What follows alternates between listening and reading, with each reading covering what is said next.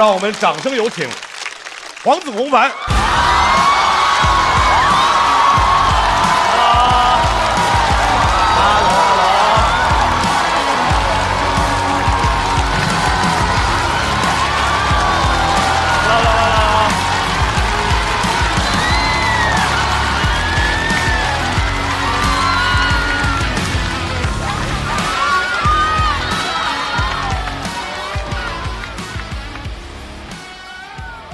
大家好，大家好，朋友们。哎呀，刚才张老师也说了啊，偷偷看，为什么偷偷呢？因为我吧，这个人平时啊，不小心会有点吵，所以说呢，要是看得太明显了，大家就知道我为什么吵了。但是啊，最重要的是今天我觉得来到现场见到大家，啊，这个我先来自我介绍一下，大家好。我叫黄子弘凡，谢谢你们，哇，我终于来讲脱口秀了，我真的是我们脱口秀10年的忠实观众。今天看到我喜欢的这些脱口秀演员，呼兰、广智、豆豆，一个都不在。但不管怎么说，今天作为脱口秀的朋友来到这里，我真的好开心。本来呢，我自己啊都想来现场看的，但是你们这个节目实在是太火爆了，观众根本报不上，我只好来当校友团了。主要是啊，我们校友团能说话，哇，我可太说话了，真的，我可太说话了，朋友们，我不说话你们都看不出来。我真的太爱说了。其实啊，我本来叫黄子弘的，但我的话真的太多了，所以我身边的朋友都叫我不要再说了。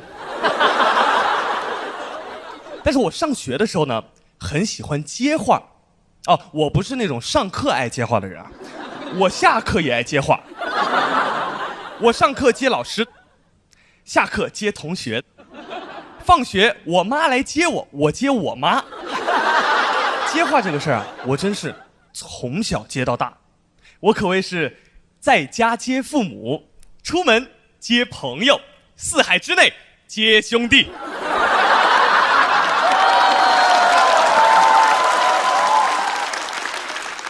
但我这个人呢，交朋友从来不在乎他话多不多，反正都没有我多。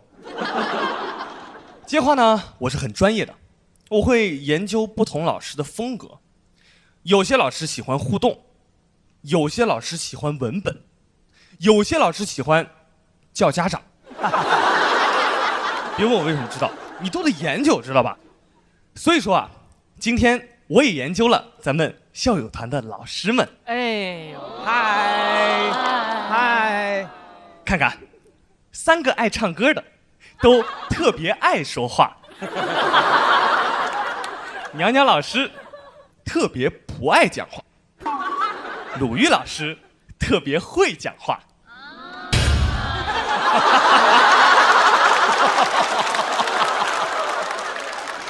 张绍刚老师没听过他讲话。哦，我平时都是跳过的。张老师别生气，别生气，我都是为了跳过你才开的腾讯视频的会员哦。只为你花钱哦。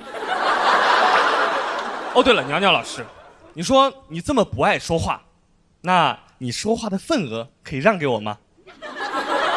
哦，但可能不太行，因为大老师和深深老师啊都给用了。大家都说他俩从不让话掉在地上，我就不一样，话掉地上我就捡起来接着接。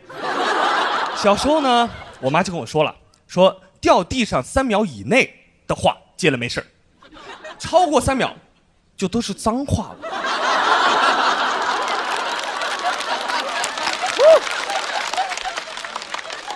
虽然我很爱讲话，但是大家还是不要忘了，我是一个歌手哦。我从小呢，身边的人就发现了我的唱歌天赋，天天让我唱歌，天天让我唱歌。我以为是鼓励，现在想想，可能只是因为他们发现我唱歌的时候话比较少。哎呀，没想到我后来练了美声，不仅话没少，嗓子还不累，说话更有劲儿啦！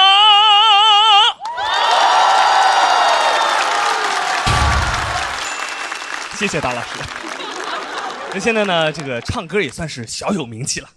那其实呢，我也是比赛出来的。那我听说这一次很多的我们的新朋友们参加比赛啊，然后节目组呢就问我说，有没有什么克服紧张的方法可以分享？哦，我其实有一个自己独门的这个小技巧，就是不参加比赛。好了，开玩笑啦。那其实想要克服紧张，最重要的还是保持一个良好的心态。参加比赛也有很多好处的呀。有什么好处呢？问得好。这就相当于节目组请你来上海玩一趟。上海好玩的地方那么多，不知道去哪儿看大众点评必玩榜啊。新奇体验都帮你挑好了，玩了就上头。来都来了，必玩榜上的地方都去打个卡，好玩的地方咱都得去一去啊。我的意思是，如果这里不好玩，那明年也可以去对面看看。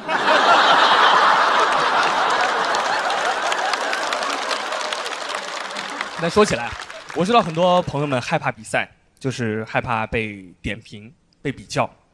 那有些外界的声音呢，总是分外刺耳。我也是，因为总有人说我有今天，就是靠我爸。因为我爸也是唱歌的。开什么玩笑？难道不是因为我唱歌，你们才知道我爸也是唱歌的吗？我俩到底谁靠谁呀？而且我妈也是唱歌的呀，怎么不提我妈呀？该不会是我爸自己传的吧？但我今天啊能来到这儿，根本不是靠我爸，甚至都不是靠唱歌，我就是靠话多。那我要是唱歌，看那山河远阔，听那清河的呐喊，想要素履以往，我们总是不甘平凡。你看，一点儿也不好笑吧？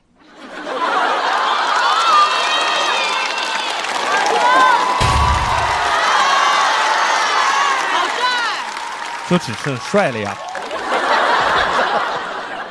救命了啊！但是现在我的心态呢，已经是完全的调整过来啦。成长的路上，谁不会碰到外界的声音呢？换个角度来看，如果外界的声音让你成长，那怎么不算一种天赐的声音呢？反正啊，我的人生经历告诉我，只要你话足够多，就总有朋友愿意听你说。好了，我的脱口秀就先讲到这里啦，我上那边接话去了。朋友们，一会儿见，拜拜，谢谢你们，我是黄子弘凡，谢谢。掌声欢迎小齐。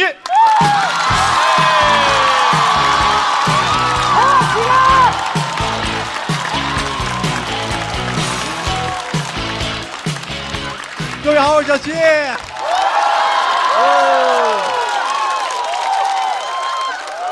哇，太热情了，朋友们，我都有一种错觉，我感觉我现在流量直逼黄子弘凡呐。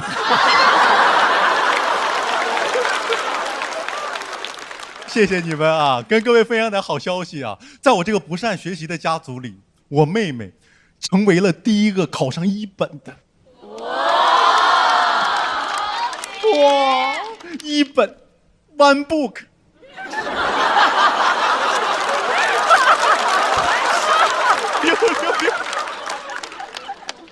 但我分不清我妹妹是聪明还是傻，你知道，她有能力参加高考，但高考完问我该报什么专业，问我真的，我托好几个人问半天，劝她报3个专业，她又不报。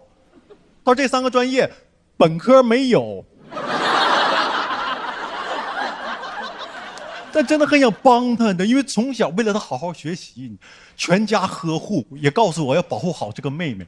但朋友们，真是报应呢。前一阵发现，找了个中专男朋友，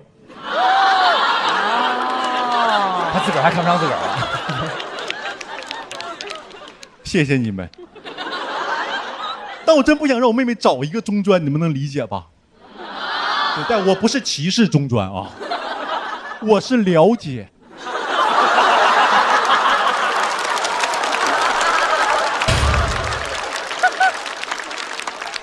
而且见了他们更害怕了，他俩看着太不对劲儿了。那男的吧，太帅了。朋友们，我很爱我妹妹啊，我不能评价她的长相。哇，我妹妹这个人就是长得像我。而这个男的是个中专帅哥，你知道，朋友们，我不歧视中专，我也不歧视帅哥，但我歧视中专帅哥。因为看到太多了，我印象最深就我同学小李，他当在学校每天都在跟人一见钟情，给丘比特累坏了。那丘比特得有个诸葛连弩。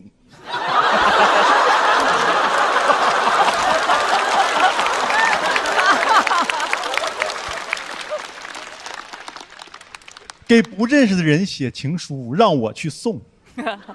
我中专没毕业就干上物流了，我就偷看他的情书，你打开真的是鲁莽。第一句就是“你好，我爱你”。第二句是“同学，你叫什么名字？”词汇量匮乏的我都能翻译成英文。Hello, I love you. What's your name?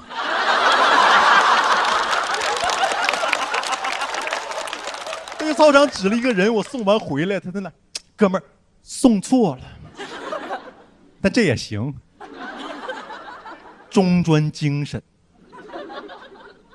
题答错了就改题干。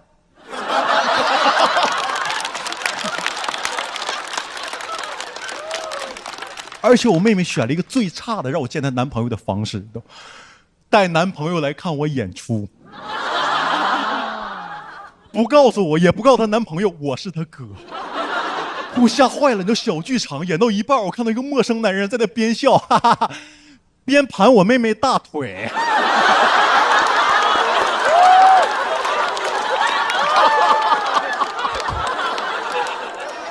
我都要骂人了，朋友们。我没等骂呢，放我妹妹在哪？弹回来了。No， 你知道我妹妹在我心里还是小时候那个小天使呢，你懂？看到他俩在这腿鬓厮磨的时候，感觉小天使在抽旱烟，那种哥哥。我那天太后悔，为什么讲那么多中专骄傲的段子？我妹妹见我第一句话就哥，我男朋友也是中专，那种感觉就看我会找吧。我的意中人，跟你意中人。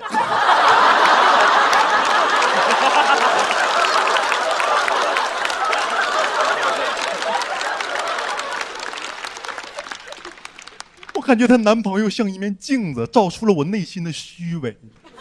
我天天说什么中专好，中专好，可能我想说的就是，我是好中专，我跟他们不一样。因为我发现我居然对中专有刻板印象呢。我发现这哥们儿的工作，就是在理发店里洗头，在台球厅里摆球。我没忍住，我说找这么标准的中专吗？我妹妹很生气，中间把我叫出来问我说：“为什么一直要问人家家庭条件怎么样，做什么工作？你为什么从来不问他对我好不好？我跟他在一起开不开心？”我说：“哦。”我说：“那他对你好吗？”他说：“一般。”我说：“你要干啥？想跟我讲漫才？”跟我俩漫才乐。他说：“哥，我知道他有很多缺点，但我觉得喜欢一个人的缺点，才叫真正喜欢这个人。”什么叫喜欢一个人的缺点？那这个人得有优点吧？你干喜欢缺点？帅。行，你们跟他过去吧。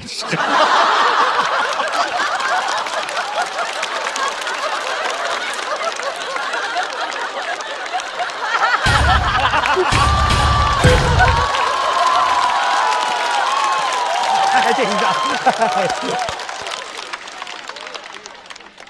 帅是一种武器，他能刺向你。好吧，他帅，但在我这儿，我觉得他没有优点。我觉得我妹妹一时屁，因为人是可以喜欢臭豆腐，对吧？闻着臭，吃着香，但闻着臭，吃着臭。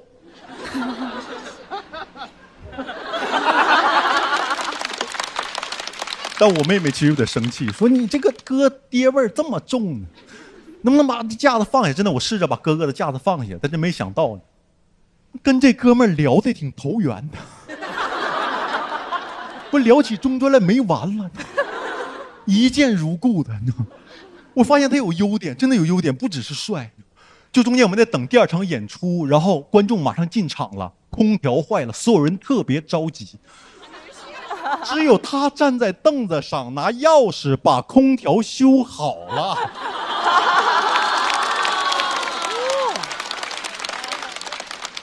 我当时看见他，我还得是中专呐。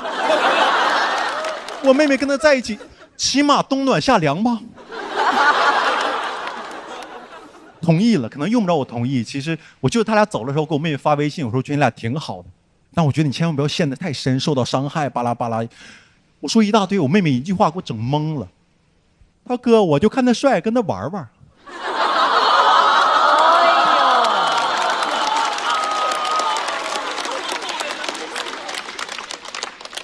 我说啊，我说那我还能见到他吗？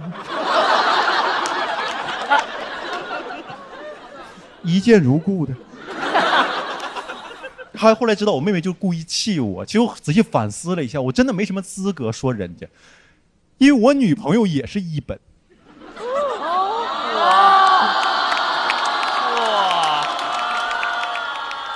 啊，是，这可能是报应吧，挺可笑的是吧？其实，我没有一个妹妹，但我女朋友有一个哥。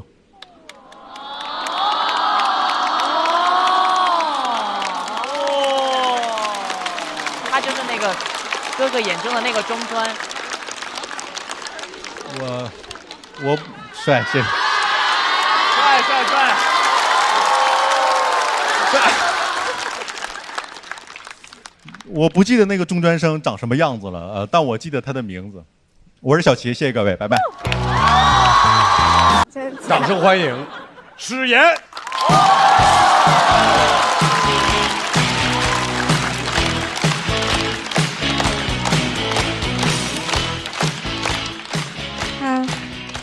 大家好，我叫史岩。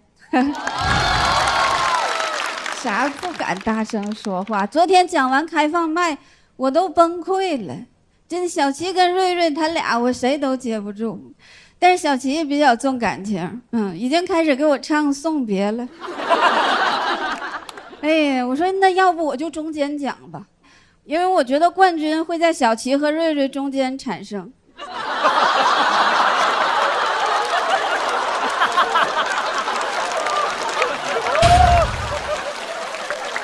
想讲讲我工作，但我工作没啥可讲，挺无聊的。我工作讲啥收物业费，我都没有人教。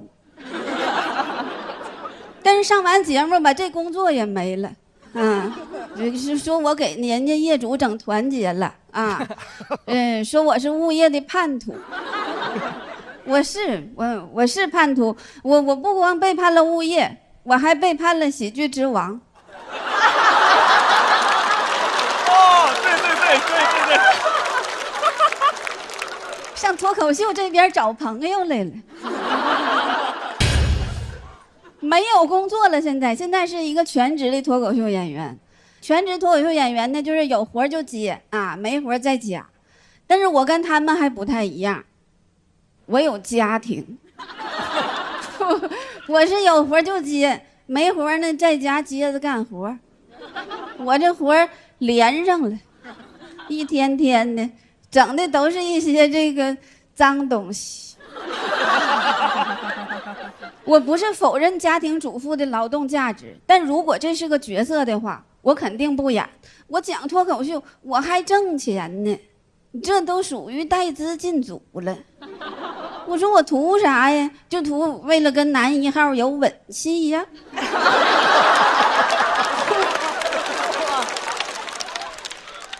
我这牙还不太整齐，我都怕他受伤。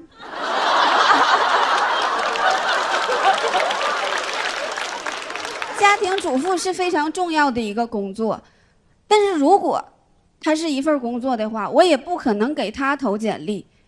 世界上哪个工作是你离职的时候领不着 N+1，完还分走员工一半财产的吗？而且在家干活，你都没办法摸鱼，但凡我摸着鱼了，下一步就是把它给炖了。摸着摸着，开饭了，吃吧，多新鲜呢！我说我摸鱼都在干活，我干活有瘾呐，啊，我有火瘾，我是火眼忍者。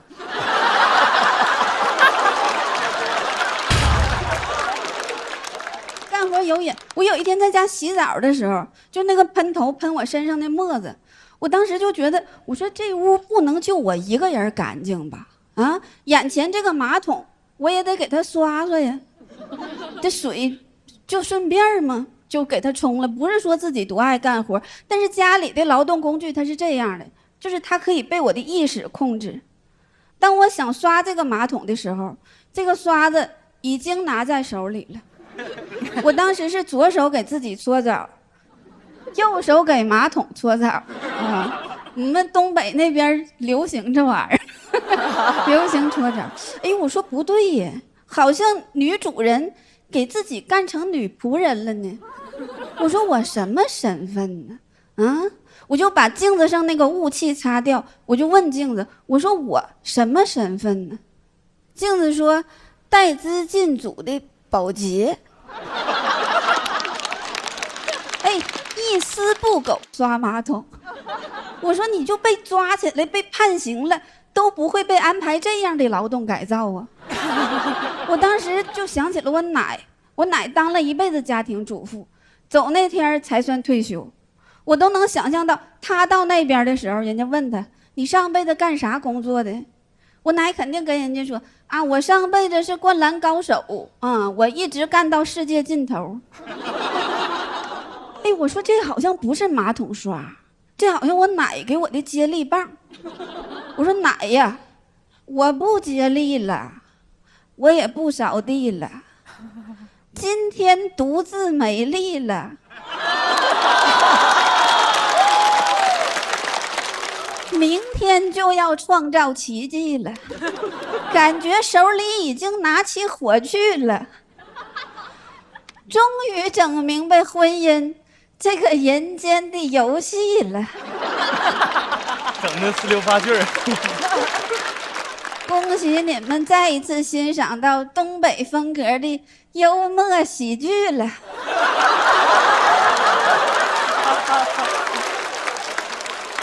那能看出来现在有点疯了，真的。就在家我说什么事儿都找妈妈，找不着卷子也找妈妈，找不着袜子也找妈妈，找不着卷子咱不应该找卷子吗？找妈妈，我是小偷啊。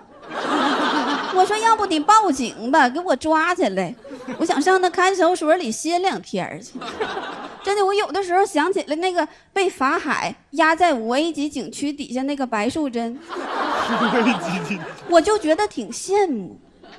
我说这世界上不是没有好男的呀，啊，法海多好啊！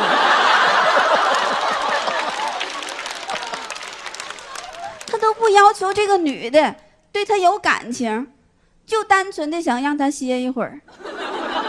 有的时候我一想起来法海，我就合计，你说一个男的他没有头发，算啥毛病啊？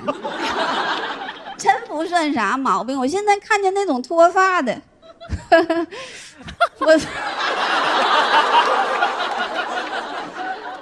我都觉得他们是在取悦我。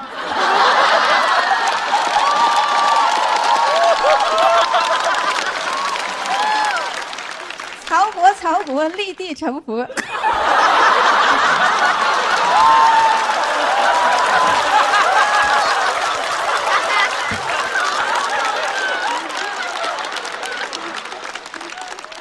我觉得人他就不能一边充电一边使用，真的对咱主板不好。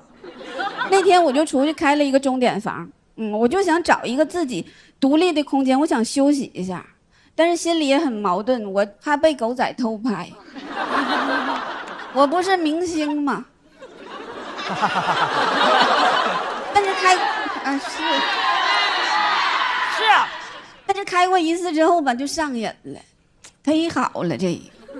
越去越上瘾，越上瘾越害怕，越害怕吧，我越想去。这事儿吧，只有0次和无数次。后来我寻思，我要不我就租一个房子吧，我就租了一个小房子。我租房子的时候，那个中介就问我，他说你租房子要干啥呀？我说我想看看书，我写作，完我刷刷短视频啥的。他说明白。是工作室，我说不是，是休息室。他说你是想押1付1还是想押1付3？我说我想押1付6年。他说我那个啥，说我挺会散心，但是我觉得我说这不是散心，这个是我出租的决心。我也是最近才知道这个状态叫已婚独居。其实我以前嘛有顾虑，就是觉得你明明家里的你有家，然后你还出去租房子，你外边的人咋议论你？外边人不得说，哎，这女的搁外头可能是有人了。但是其实不是外边有人，是家里头有人。说到这儿吧，我准备晚点回家我得先把自己找着，才能回家帮他们找东西。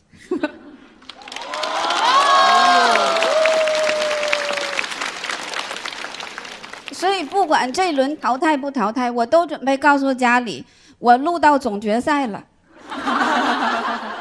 我要比下去，一直比到世界尽头。来，谢谢。让我们欢迎非常喜欢讲东北小事的东北显微镜瑞瑞。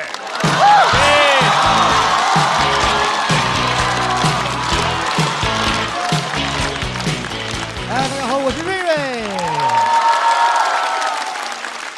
我先跟大家聊一下因为有点小情绪。大家知道，其他组的选手出场顺序都是随机的，只有我们组是导演组直接拍板说你们开场，而且就指定就让小齐开场。真的，我们去找导演组要说法，说凭什么？导演组用了一个旗开得胜就把我们打翻了。我说那要是我开呢？导演说你要是有勇气选开场，瑞失败。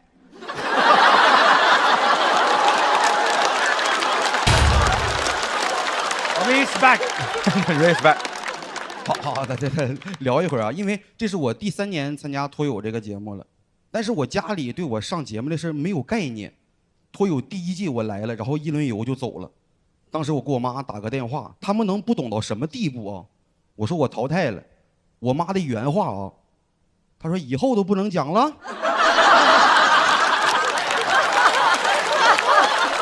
这个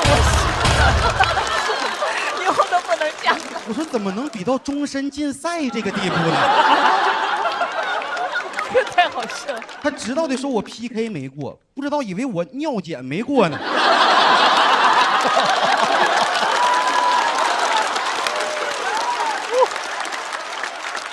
其实到这个岁数他们不关注我，一点我也不怪他们，因为我知道在我小的时候，他们把对我的关注已经用完了。我老家是农村嘛，就我小时候那个自然环境非常危险，家长必须得格外关注孩子。而且听过那句话吗？说农村孩子都皮实，不是农村孩子都皮实，是有一批不皮实的，就听不到这种表扬了。那时候真的活下来挺不容易呀。我小时候写作文，我说长大以后我要当一名医生，这都属于俩愿望。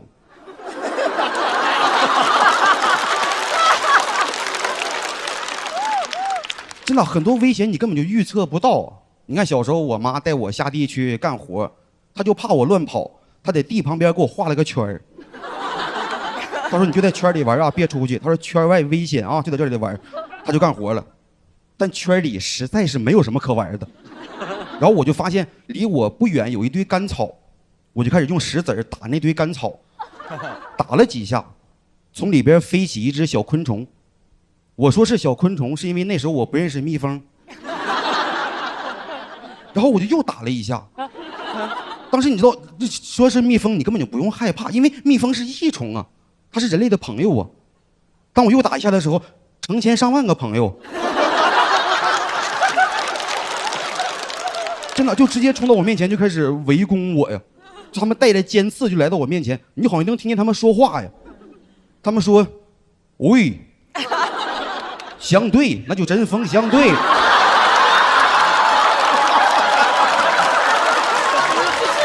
么东西啊？甘草堆旁我们相会，东北农村 rapper 我叫瑞瑞。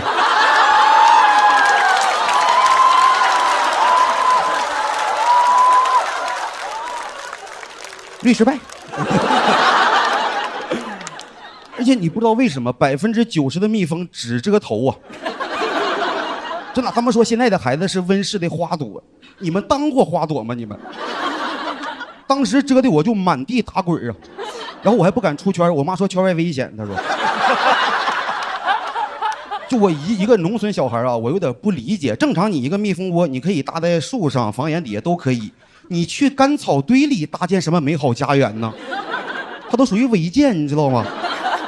当时跟那个编剧老师们聊素材嘛，他们问我。说你没有提前想到里边会有蜜蜂窝吗？提前想到，遮完了我都不信呢。原本我以为这堆干草是安全的，没有想到被这堆干草就给骗了。你们吃过干草片吗？平时？哎呀，啥玩意儿是吧？那时候被遮的真的满地打滚，那时候喊的已经没有人声了，但幸好我妈听见了。他说谁唱歌这么难听？然后一看自己的孩子有点微死了一去，我妈就立刻冲过来救我了。她冲过来之后，用自己的外套一把把我头就蒙住了，然后抱起我就开始跑。同时被蒙住的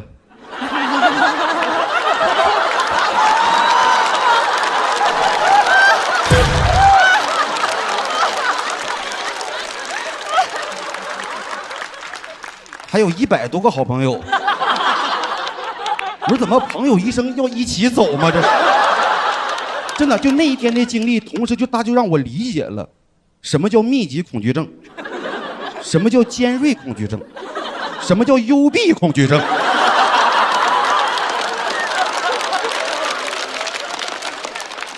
当时我妈抱着我一路就跑回家，正常到家应该送孩子上医院对吧？因为很危险呢。没有，农村讲究一个土方治大病。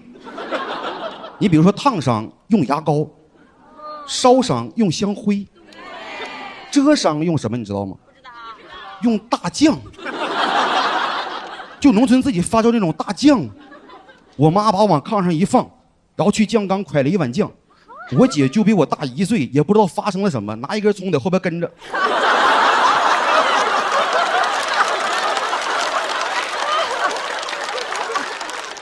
就他看着我妈把大酱抹在我头上的时候，我姐那幼小的心灵都破碎了，说这能好吃吗？说实话，那时候最难以承受的不光是疼痛，主要是尴尬，因为我需要顶着一脑袋大酱去上学，就走在路上回头率这一块是可以保证的，因为大酱不光治蜜蜂，还招苍蝇。哎，你就一走感觉身后好像千军万马一样，是吧？他们都夸我说我小小年纪就有大将之风。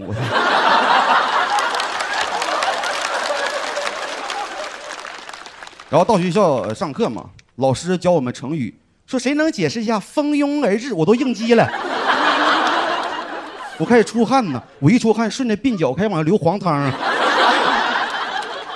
然后他们开始传说这班有个孩子掉厕所了。导演说我们这是一个下饭的综艺。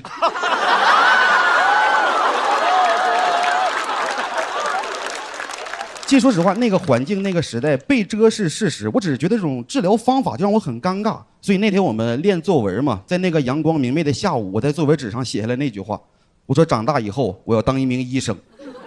我看了一眼我同桌的，他比我朴实一些，他写的是我要买个苍蝇拍。最难受的是晚上，我妈怕我睡觉把枕头弄脏，她拿塑料把我头包住了。我又应激了，我说你别把苍蝇包里边。那一晚，一个酱香型男孩失眠了，我都怕我睡觉的时候发酵啊，就感染了。当时，要是有美团就好了。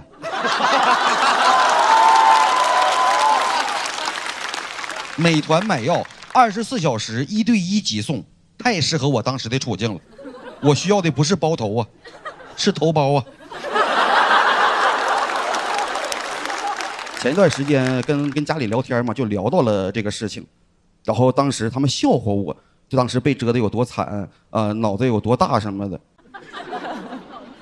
脑袋有多大？怎么了？现在还没有消肿，你知道吗？然后他们笑话我有点抹不开嘛，我就问我妈，我说你就没被蛰过吗？我妈说我也被蛰过呀。我说什么时候？她说就是救你那次。当时这句话有点点醒我了，因为这20-30年我只记得我自己被蛰这个事儿，但我从来没有想过他救我的时候也被蛰了。其实心里是有点不得劲儿的。你看我写段子，很多人都说我写段子从来不说自己的原生家庭，因为我知道在那个一个危险的环境吧，我妈用不惜代价在保护我，她给了我第2次生命。我妈是我的再生父母。我说。写这段的时候，我给他发个微信，我说我特别好奇，我想问一下，就是你当时冲过来救我的时候，你是怎么想的？你还记得吗？我妈说我记得，我什么也没想。谢谢大家，我是瑞。哎呀，有请来自天津的小杜。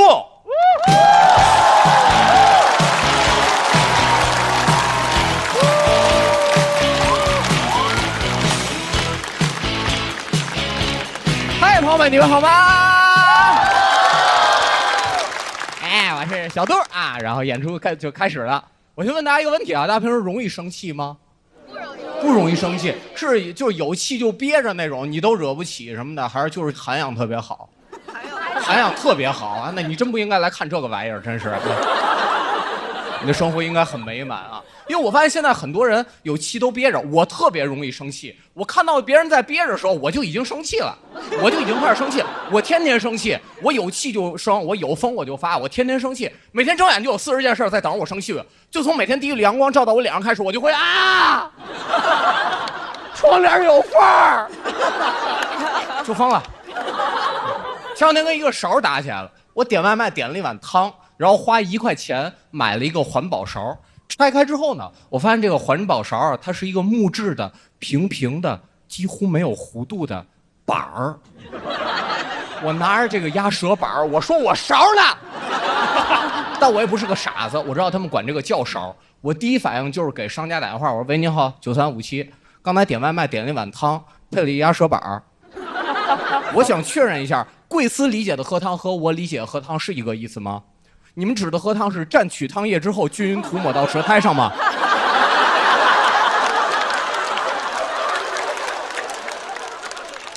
他态度特别好，他说：“先生，我们统一配的就是这个，一定可以喝的，您试一下，一定可以喝的。”我听不懂什么叫试一下，难道说这个勺不能喝汤？我是试出来的吗？我肯定是看出来的呀，是吧？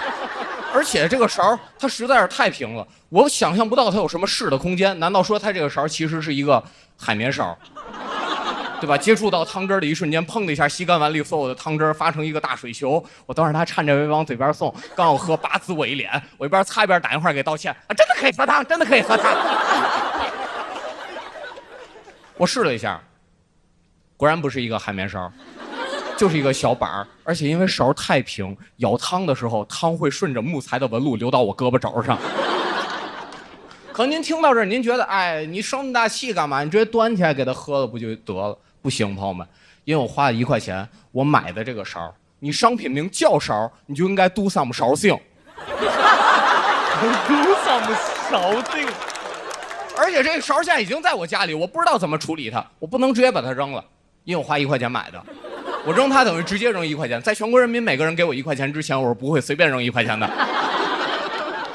我得把它消耗掉，但我最后还是试出来了。我怎么试的呢？我把勺插进碗里，放进冰箱，冻4个小时以后拿出来。我这么生气，但我也不敢骂他骂得太狠，因为他叫环保勺，他已经站在道德制高点上了。我骂他显得我还挺落后的。我这么生气，因为我生活中就有这种人，你知道吧？他会站在道德制高点上来审判我，显得他这个人特别正确。我已经在身体力行参与环保了，比如说骑共享单车。但是我相信您各位骑共享单车呢，肯定不是因为贫穷，对吧？肯定是为了环保啊！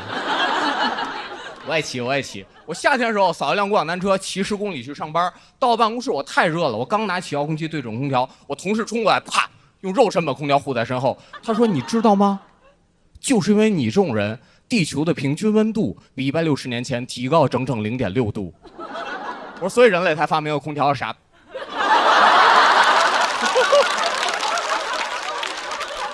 他就是这种人，你知道吧？他也不是多有知识，他就是爱看纪录片，爱看营销号，然后把里边知识点全都镶嵌在自己嗓子眼里。只要生活场景中触发的关键词，他觉得可以卖弄，他就跑过来冲你叭叭叭往外喷知识。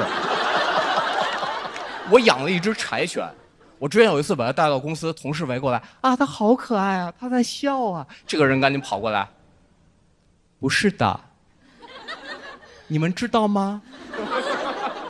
动物是没有表情的。我说不是的，你这种人，动物不愿意对着你笑。我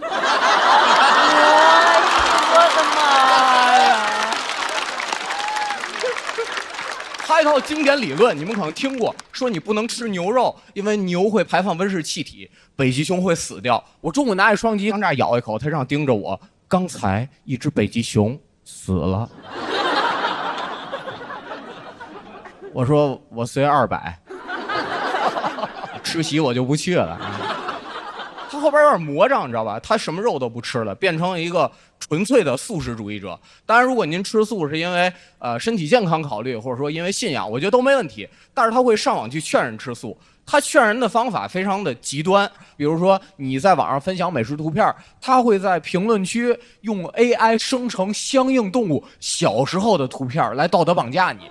真的是非常天才的一个主意，但我发现他这人挺假的，因为他只在评论区生成那些活着时候可爱的动物，他生成都是小牛、小羊、小鸡、小鸭，我没见他在评论区生成过三文鱼，我都不知道三文鱼长什么样，我脑海里三文鱼就是长着白色条纹、橙色方块，身上长满了酱油和芥末啊，如果没长呢，就是麻辣烫里的蟹排啊。三文鱼吃亏就吃亏在活着的时候不好看了，对吧？因为小牛、小羊表情都是这样，都有表情，都是这样的。我上网搜一下，三文鱼所有图片都是这样。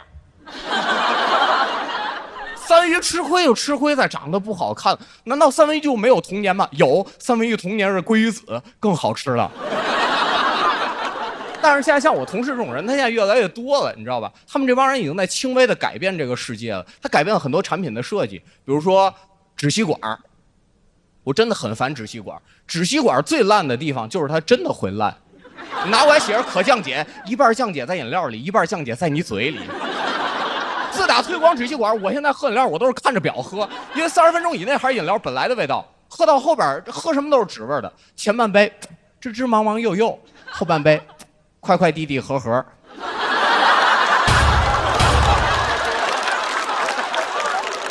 我真的情绪非常大，我非常生气这件事儿。为什么这么生气？因为我觉得都是一些正常的需求，对吧？我就想吹着空调，吃点牛肉，喝点不带纸味的饮料，这不是一个瘦弱人度过夏天应该做的事吗？正常需求嘛。我都瘦成这样了，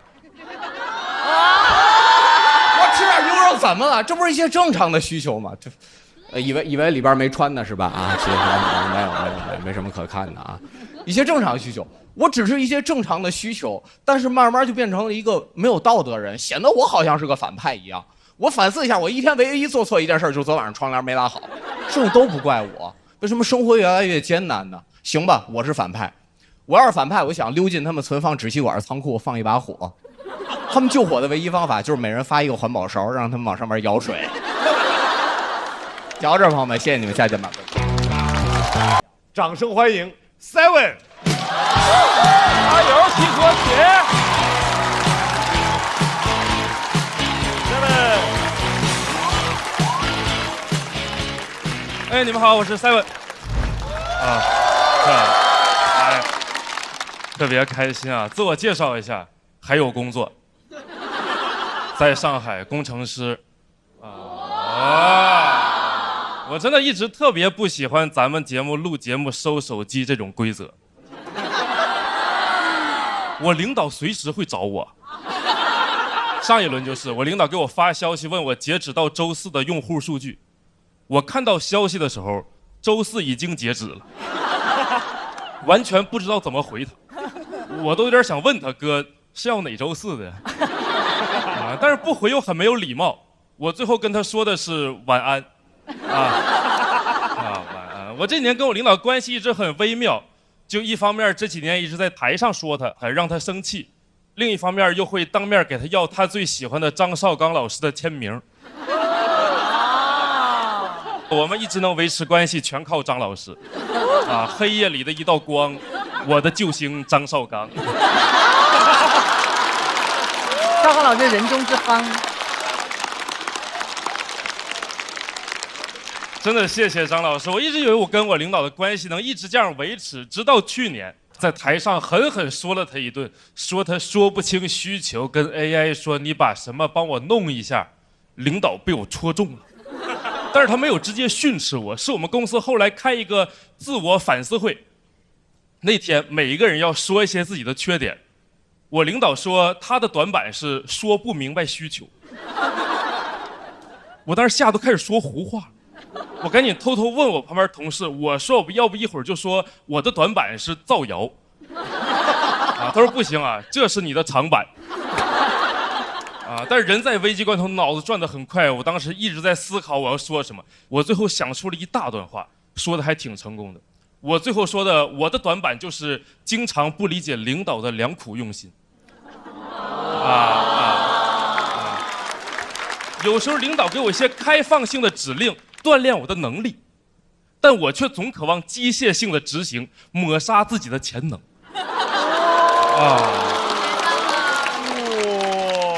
这么会自我 PUA， 太会了吧？他笑了，这就是舔狗的胜利。我领导之前不苟言笑，就是因为没有听到我这样的苟言。本来以为我的事情到这就结束，但是领导没有放过我。后来又跟我领导去出差，去外地见客户，跟客户吃饭的饭桌上，我领导把我讽刺他的段子给客户放了一遍。我很难用梗来形容那个场面，就是我就在那儿吃饭呢，然后饭桌那边就突然响起了大家好，我是 Seven。我领导还在那儿问呢，说你们猜呀，谁是 Seven？ 好难猜呀。幸好客户也是装糊涂的高手，朋友们，最聪明的傻子永远只傻一半。他说 Seven 我猜出来是谁了，就是这个耳根子已经红了的小伙。但是谁是 Seven 说的那个傻领导？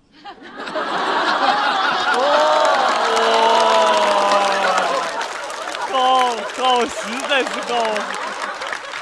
我本来以为这是个偶发事件，现在我领导把这个变成了一个带我出差的常态项目。一出差就在那问谁是 Seven， 谁是 Seven， 通过献祭我来跟客户破冰，真崩溃了，朋友们。我现在公司有点体面不起来了，我现在公司就只想整点释放压力的大活。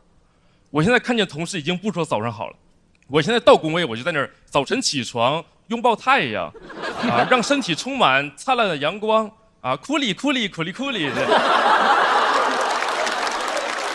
我现在每天就演这真，你们可以试试，对心态调整很有帮助。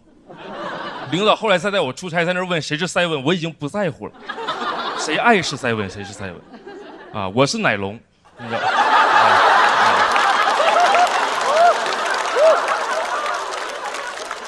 人释放，感觉世界都美好了，又开始有一些勇气说自己领导了。我说实话，他脑子确实有点问题。开玩笑，我今年比较 peace， 我不会直接吐槽他。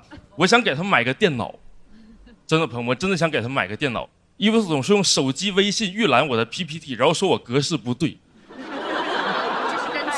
真气人是吧？这让我为这个事情吐槽太多了，朋友们，因为我真上班，我知道有解决办法，转成 PDF。但是这不能弥补我心中的苦闷和创伤，转成 PDF 当然可以，但是那我辛辛苦苦做动画效果怎么办？你们知道我做那些飞入飞出有多精妙吗？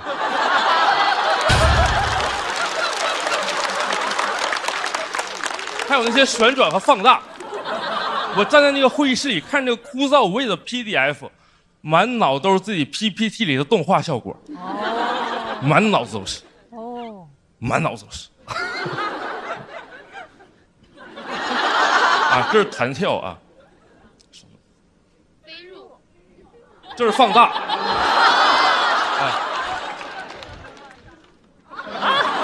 这是精神病啊，这个是那个1974年第一次东南亚打自由搏击就获得了冠军。真精神病。下面怎么了？没事啊，是我最近上班刷短视频。我现在就这样，我现在就想整点抽象，我觉得会让人很有生机和活力。我这几年上班的时候，发现很多朋友刚来的时候像 PPT， 活蹦乱跳，过几年就变成 PDF 了。不犯错，但是也不会动了。真的，我还是希望大家保持活力，都能鲜活一点，做个 PPT 人。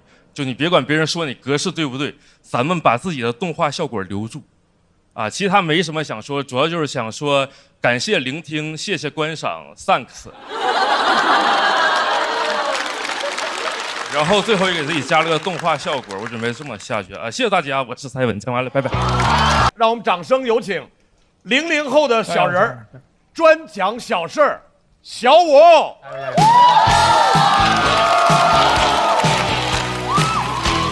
怎么打都打不过。小五可以上250分啊，我觉得可以。从哪儿去找另外40分？谁知道呢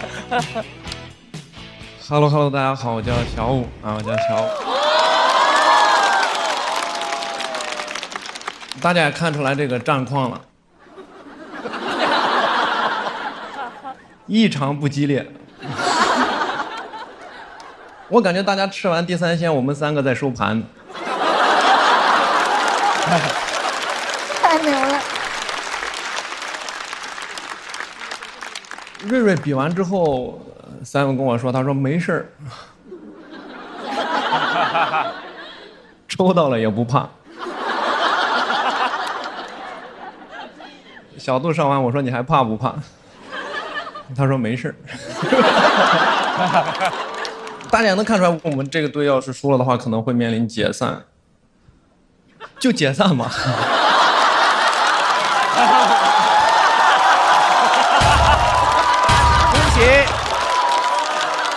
恭喜解散。怎么开礼花呢？嘣！所以说也不要在乎这个，我就讲我自己的事情，大家就像平常听评盘一样这样听就好吧，好吧。Hello， 大家好，我是小五。已经3个灯了，还没开始呢。哇，好深啊！你就拉到他的气上。讲一个我自己的事情，我在生活里面其实是比较怕痛的一个人，但我比较好面，我一般就忍着不说。我上高中的时候上高中的时候打篮球，上篮的时候被对方拍了一下手，我中指这个位置就有点骨裂了。对，去医院诊断的前一天晚上，我奶给我诊断，非说我是崴了，就要给我按。你知道红花油往上一倒就开始按，哎呦，痛死了！那手刚搭上去第一下我就说痛，他说痛就对了。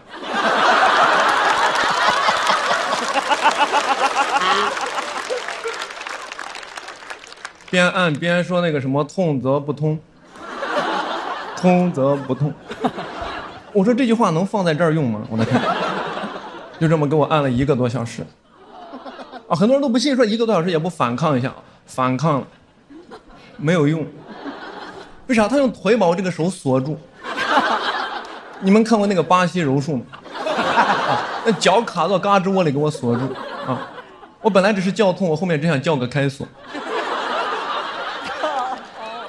这么给我按了1个多小时，朋友们不吹不黑啊，我就叫了1个多小时，叫到最后都没有唤醒他内心的良知，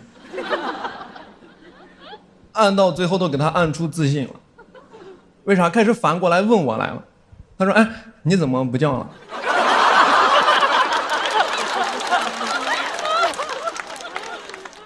是不是不痛了？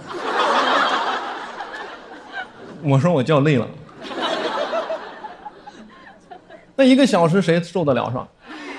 第2天早上起来才去医院里面拍这个片子，结果一出来医生都吓了一跳。他看着那个片子，他说：“妈呀，你这个手有点严重啊。”谁干的？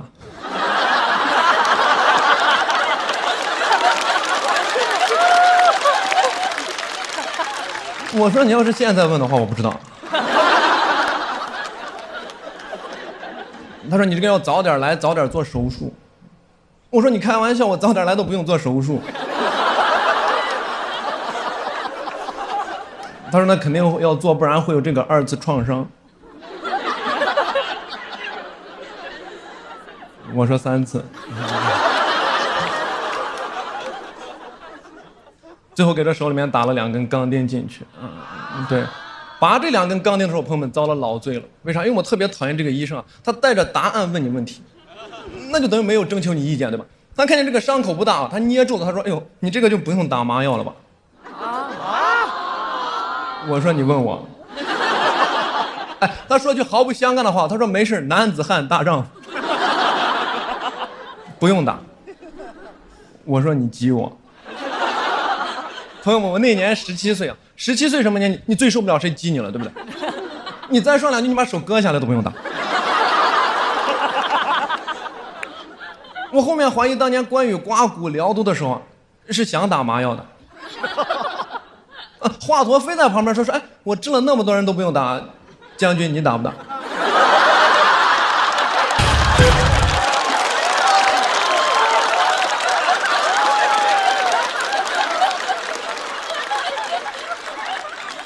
我当时说的原话，我说不打就不打。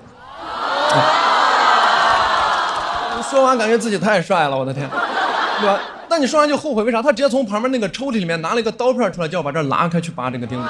朋友们，我跟你说，也倒不至于这么捧啊。我跟你说，刀片搭到手上那一下，你才感觉到了恐惧，但为时已晚。人因为恐惧经常会说一些很愚蠢的话，对吧？他搭上去那一下，我真没忍住，下意识来了一句，我说妈呀，这个怕是有点痛啊。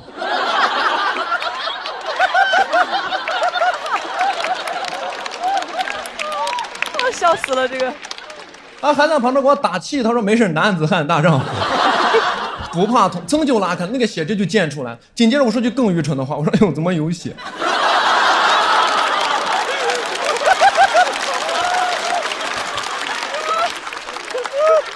我不是说我脑子有什么问题啊，就这种情景，就是关羽来了，当时也是痛得脸红，不过是因为他脸本来就红，没看出来，你知道吗？其实第1根钉子很快都拔了出来，当时拔到第2根的时候感觉不太对劲，为啥？你能感觉这个人明显认真了，妈呀，核心都收紧了。我跟你说，一个人认不认真，从他的这个发声部位就能判断出来。他拔第1根钉子的时候还是用这个胸部发声，拔到第2根的时候已经开始用腹部发声。他拿那个钳子捏住这个真屁股，拔的时候就是那种，一听你就感觉上劲了，是吧？而且他一边拔一边说什么男子汉大丈夫，我觉得这个事情是很恐怖，对吧？我觉得这句话就在给他自己打气。我当时其实已经受不了了，我想喊痛，但男子汉好面，你知道吗？我就想了一个办法点他一下，我怎么暗示他的后面？后面他的那个钳子他一拽，我说哎呦呦，他一拽我说哎呦呦呦。这个人没有读懂我的隐喻，哎，他反而还很生气，他把那个钳子拿起来，摔到旁边那个桌子上面，然后指着我，他说：“哎呀，我早知道你这么矫情啊，我就给你打麻药。”哎呦，这医生还还得先骂一句啊！求求了。我说有这个选项，你不早点说？你早点说，我早点就矫情了，对吧？而且我很生气这句话，什么叫早知道？哎，早知道我让我奶就给我拔了。那他力气比你大多了。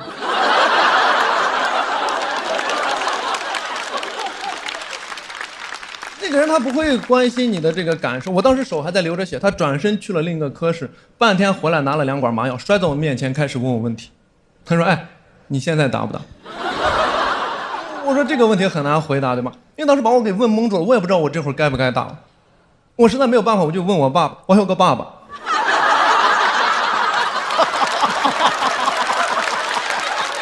多新鲜，多新鲜！就坐在我的右边，一言不发，仿佛没有来过一样。我跟你说，我是怎么注意到这个人的存在的？是因为啥？拔钉子的时候，医生不是在我这个手上拔钉子，我这只手就捏住我爸的手，拔到一半的时候，我发现我爸也在旁边。哎呦呦呦！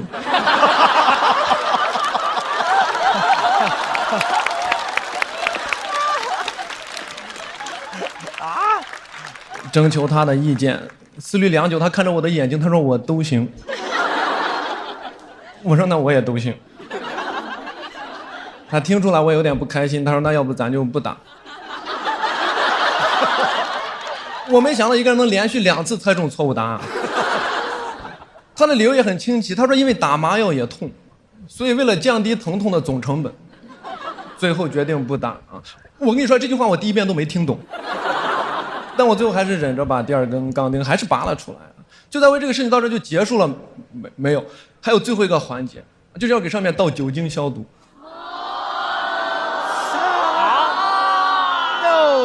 我跟你说，这个环节关羽来了都顶不住，关羽来了都得让我奶给他锁住。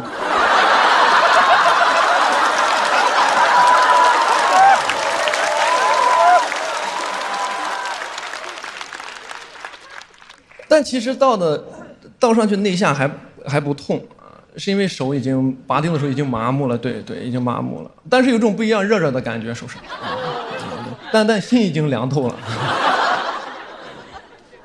倒完酒精上去之后，会拿这个纱布在上面包扎一下。其实这个事情就算结束了，我们就从这个医院出来了。让我生气的是，我跟你讲，从头到尾我爸永远的话一句没有说。从这个医院出来，我爸第1句话说这个医生不行。我说为什么？他说下次不来了。我真的还是很生气，对吧？我觉得如果是我来陪我朋友来拔钉子的话，我就不会出现这种情况。我觉得人不应该被这个男子汉的标签所绑架，对吧？我就跟他说，我说你这个麻药你想打就打，我反正没打。好，讲讲，谢谢大家，谢谢，拜拜，拜拜，拜拜。哎，大家好，我是小快啊，掌声非常的热烈啊。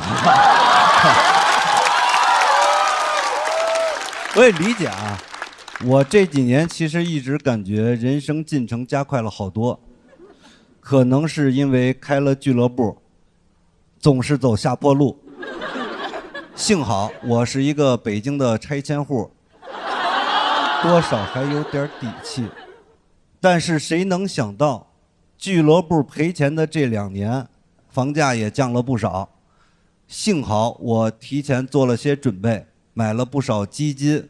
现在怎么说呢？在这条下坡路上，我是彻底走起来了。我能取得这样的成绩，可以说是既有个人努力，也离不开市场的变化。都说由奢入俭难，一点儿也不难。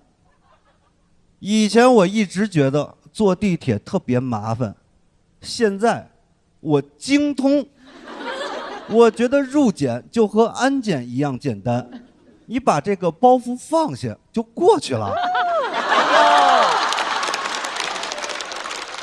有一个穷门的演员，知道我现在过得不太好，非常兴奋。我可以理解，因为在这个世界上，比穷人乍富更令人开心的就是富人乍穷。他还送了我本书，说欢迎快哥来到平凡的世界。他根本就不知道我走得有多快，已经路过平凡的世界，到达悲惨世界了。没想到还触碰到他的逆鳞了。他说：“块儿哥，你这刚哪儿到哪儿啊？哦，觉得平凡就是悲惨，正是你们这些资产阶级的傲慢与偏见。”当时我真的非常羡慕这些贫穷的脱口秀演员啊，他们习惯了悲惨，悲惨就变成了平凡，而我本可以忍受贫穷，如果我未曾见过拆迁款啊。不过我那天真的发现啊，我可能没法跟这些脱口秀演员进行深度的交流，因为他们大部分人都是那种寒门贵子，无法共情我这种贵门寒子。但是现在大家都一样了，我们都靠脱口秀实现了阶级的跃迁啊。反正这2年是我的人生低谷，我真的发现啊，命运决定性格。赔钱的这2年，我比以前谦卑了好多。现在在后台见着那些年轻有为的脱口秀演员，哎，情不自禁的就开始谄媚上了。哥，这段子怎么写的这么好啊？什么时候去我们俱乐部支持一下呗？这位哥哥小我7、8岁，轻描淡写的说：“现在不演小剧场了啊。”他还问我为什么俱乐部赔钱还一直坚持做下去。我想了一个万全的答案，我说人就应该做难而正确的事情。他说那你为什么做难而错误的事情？我跟你讲，那段时间我真的不愿意跟任何人社交，我把所有的精力都投入到运营俱乐部上面。我那个努力程度，我的合伙人看了都心疼，说块儿哥你不要这么努力了，咱们能少亏点儿。这导致我那2年情绪一直都非常差，每天都特别的烦躁，烦到什么程度呢？就早上起来一睁眼就开始骂自己，怎么又醒了你啊？你看这个梗啊，能笑的这2、3个观众，都是经历过人生低谷的，没笑的朋友呢，别着急，好不好？那一天到来的时候，你们会感谢我的啊。最先察觉到我状态不太对劲的，是跟我关系最好的那个大数据啊，给我推了一条视频，说有以下几点症状，你要注意了。第一，情绪持续低落；第2，社交退缩；第3，记忆力差。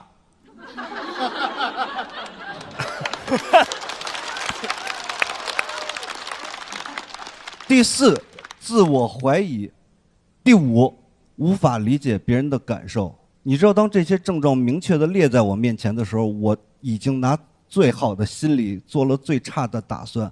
我说：“哎呦喂，抑郁症这个赛道不会让我闯进来了吧？”视频接着说，有以上几点症状，说明您属于轻度智障。这也太荒谬了。就是虽然说我从小学习成绩就不好，长大开公司也赔钱，写的段子你们也没有人笑，但最起码我生活可以自理，我保底是一个正常人啊。视频又说，由于生活可以自理，轻度智障经常被当作正常人看待。我不知道你们能不能理解我刷到这条视频时的感受啊。我是希望大家可以理解的，因为如果无法理解别人的感受，就是轻度智障。我真的是发现呀，命运能够决定性格。我自从刚这段是不是讲了？好，记忆力差，大家理解一下啊。这个事儿，因为这种事儿发生过很多次以后吧，我真的开始自我怀疑了。但是我知道大数据不准，我就去找了一个小数据。去医院测了一个智商。你们知道去医院测智商挂哪个科室吗？精神科。你看他这个安排啊，就非常的巧妙，因为一旦确诊轻度智障，它必然引发精神抑郁。你们想一下，不可能这边医生说您这个是轻度智障，患者兴高采烈一拍大腿，哎呦喂，悬着的一颗心总算是放下了。这么多年过得不好，还以为是周围环境不行的。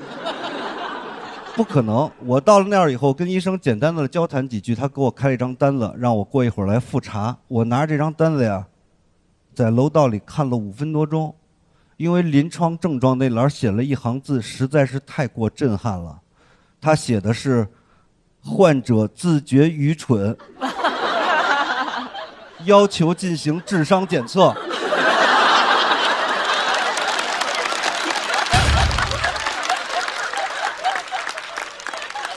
我在这儿看着看着吧，突然间感觉好像不用测了。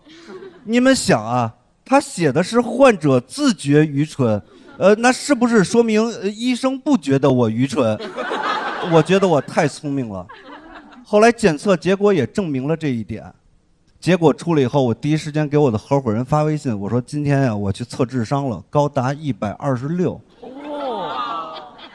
他问了一个问题，就暴露了他的态度。他说花了多少钱？我说1200。他说这1200才是真正的测试。你还是个高智商智障。我周围的人都不相信我智商这么高，因为大家不会相信智商测试的结果，大家习惯用事情去测试一个人的智商。但是所有人都不明白一个道理，聪明人也是会做蠢事的。不相信对吧？我认识一个智商不亚于我的人，他毕业于哥伦比亚大学精算系，呼兰拿过脱口秀大王，长得很像一只小浣熊。前2天突然间跟我说想运营一下我们俱乐部，还把这个事情拍成了视频发到网上。我不知道你们有没有人看到那个视频啊？看了，看了。呼兰发的。我承认啊，在那个视频里边显得我这个人特别傻，就是话也说不清楚吧，是账也算不明白。你们知道为什么吗？因为我所有的注意力都用来压抑住心中的狂喜了。当时那个场面就是，但凡我显得精明一点，呼兰就入不了这个局了。你知道现在是什么场面吗？就是呼兰每天在深圳带着我们俱乐部的员工，每天在那儿商讨方案、开会、拍视频宣传。那个场面怎么说呢？和3年前我刚去的时候一模一样。我当然是希望呼兰能够摸索出一整套运营方案，然后推广给这些做俱乐部的朋友，让大家都赚到钱。但其实，我更希望见到的是另外一种局面，一种能让咱们大家都受益的局面。因为我相信啊，今天现场的所有观众应该都和我一样，不是生活中特别成功的那种人。但是不要紧，过成这样，不是咱们的问题。是这个世界的问题，但是怎么样才能证明是这个世界的问题呢？只有比咱们都要聪明的呼兰的失败才能够证明。你们琢磨琢磨这个事儿啊。等这期节目播的时候啊，呼兰应该已经运营我们俱乐部1个半月左右了。再说太多祝福的话呀，显得我这个人性不太好。我最后就说3个字，走着瞧啊！给我讲这儿，谢谢各位。让我们掌声欢迎重新归来的陈小静。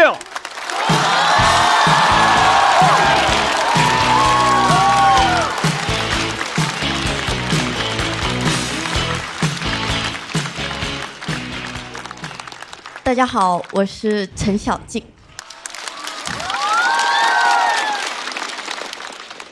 上一场我把效果文化骂了一遍，今天继续，不吐槽公司，吐槽小人。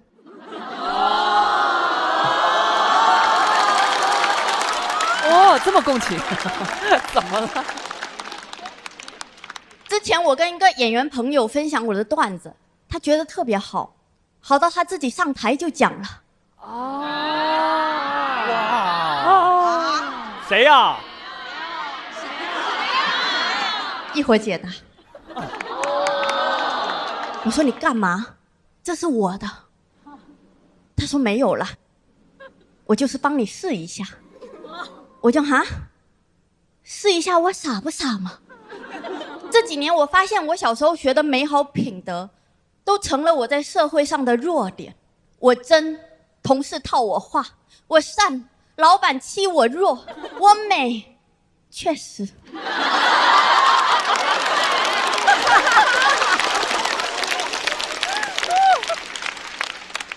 以前大家经常叫我笨蛋美人，我还很开心的问，干嘛这么叫人家了？他们说单叫笨蛋没礼貌，人不聪明就会很笨。有道理。工作几年，三观尽毁，心脉受损，我信的背叛我，我依赖的舍弃我。哎呦！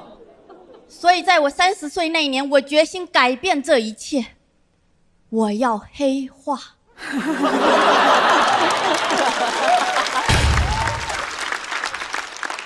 有段时间我都不出门，我就在家里黑化。有个朋友问我，你最近到底在忙什么啊？我说我在学习权谋。他说听起来就很蠢，而且没有人会告诉别人自己在学权谋。气得我直接把微信名改成了劲宝学习权谋版。我不只要说，我还要到处说，我就是要让所有人都知道我不是白痴，我是权谋大师。朋友看我那么认真，也不讽刺我了，他劝我去看医生。我哪有空看医生啊？我忙着看博弈论呢，我看得我眉头紧锁，因为这个东西它里面说到底，它竟然都是在教我数学。他就教我面对问题的时候要排列组合不同的情况，分析利弊，评估风险，从而选择一个最优方案。看完我激动，把以前算计过我的那些小人全部带入了公式。哎呦，我要狠狠地算计他们。算着算着，我在想，要不让人家算计吧。我算不出来，我是文科生啊。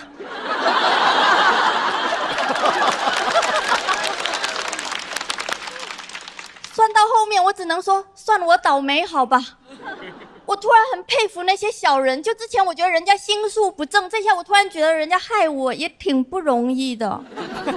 真的，你想算计，你要先会算；你要做局，你要先会做题。难怪说学好数理化，走遍天下都不怕。学不好数理化，你就只能像我一样相信星座和八卦。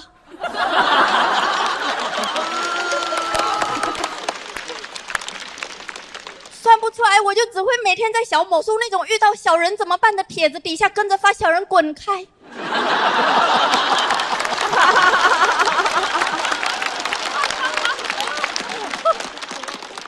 小人远离我，此局已破。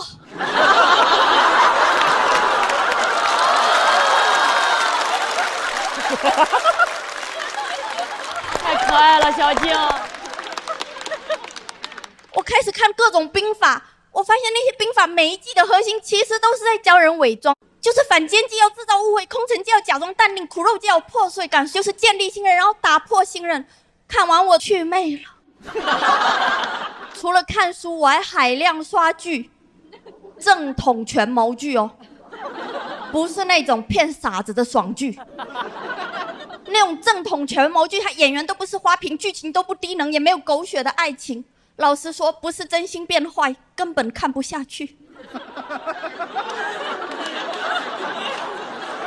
我是真心变坏的，我逐帧学习。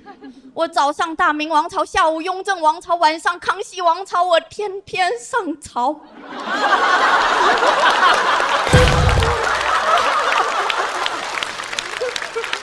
比上班累多了，每天就在那边揣测生意，而且很多地方根本就看不懂。看完剧，我还得打开视频网站看2个小时的名师解析。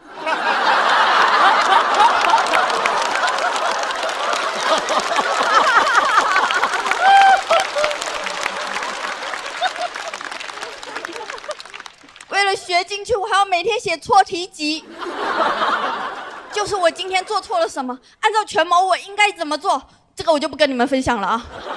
因为剧里有一句话对我的影响特别大，分享给你们。有些话你说了，你就是这句话的奴隶；你不说，你就是这句话的主人。学到了，观众怎么学到了？这里其实应该有个大爆梗，但我决定做梗的主人。哦，这个铺得好哎，巧妙。我发现帝王星术最重要的是，你要是帝王。我朋友说，那你怎么没发现权谋最重要的是要有权？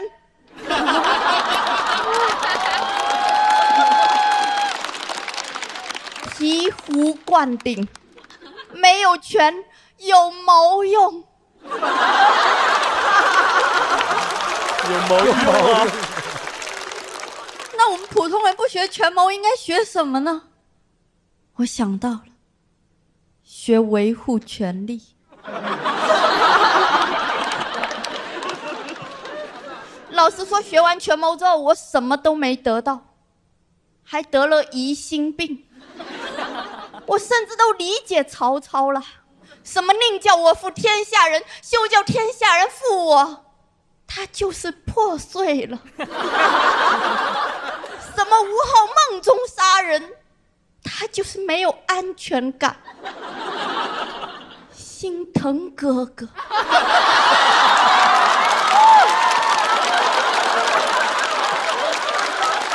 好像在演网剧。前段时间看《藏海传》，我观察到这种权谋剧的节奏其实主要分为3部分：隐忍、复仇、释怀。我发现我3部并2部，我隐忍然后释怀。就是我隐忍着，我在想啊，这我都忍得下去啊，我好厉害啊，我就释怀了。我把这个分享给朋友，朋友说好厉害啊，学成了窝囊废。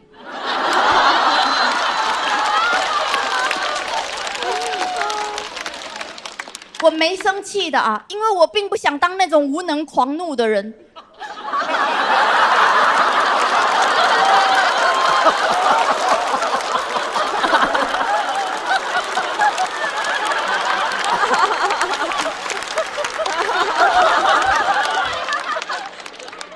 所以我都是无能狂原谅。没办法，真的复仇要学习的东西太多了，难怪说君子报仇10年不晚。难怪大家爱看短剧，还是重生复仇快。怎么一重生就会权谋了？计谋说来就来，性格说变就变，好想体会一下这种计上心头的感觉呀！真的好想当个心机女啊！我心机女在我这是褒义词，是我的梦想。我每天睡觉前都在祈祷，赶紧长出心机呀！可以说睡前是我一天中最坏的时候，一觉醒来真没想到良心还在。到底是谁说的学好不容易，学坏一出溜？学坏很难的。老实说，今天这个比赛的出场位置我也全谋了。我把41个选手排列组合了一下，我不能接文本强的，不能接呈现好了，不能接人气高的，我不能接的有41个人。还好我最后接了快哥这个大傻子。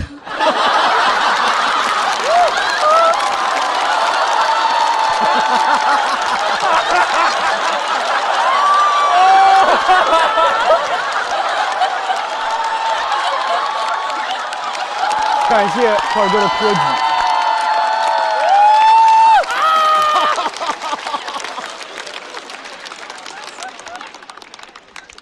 最后我跟大家汇报一下我学习权谋的结论吧。我决定放下权谋了，因为权谋的力量我不知道，但怀疑的力量足以毁灭生活。吾日三省吾身，我是不是说错话了？我是不是又说错话了？我怎么老说错话呀？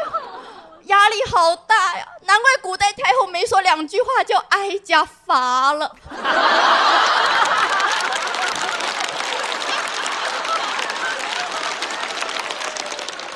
我顿悟了，如果一切都可以被算计，那我要相信，我相信因果，相信好人有好报，因为除此之外，我不知道怎么去约束别人了。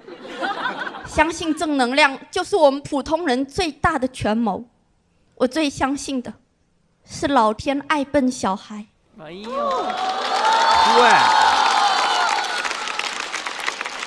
对吧？谢谢大家。让我们欢迎白小白。白小白。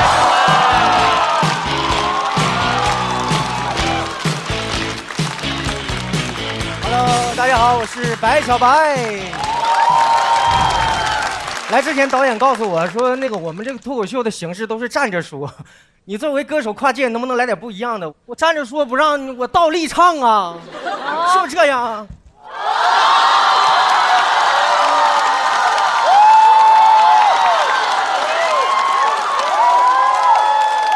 没什么大愿望，没有什么事要干。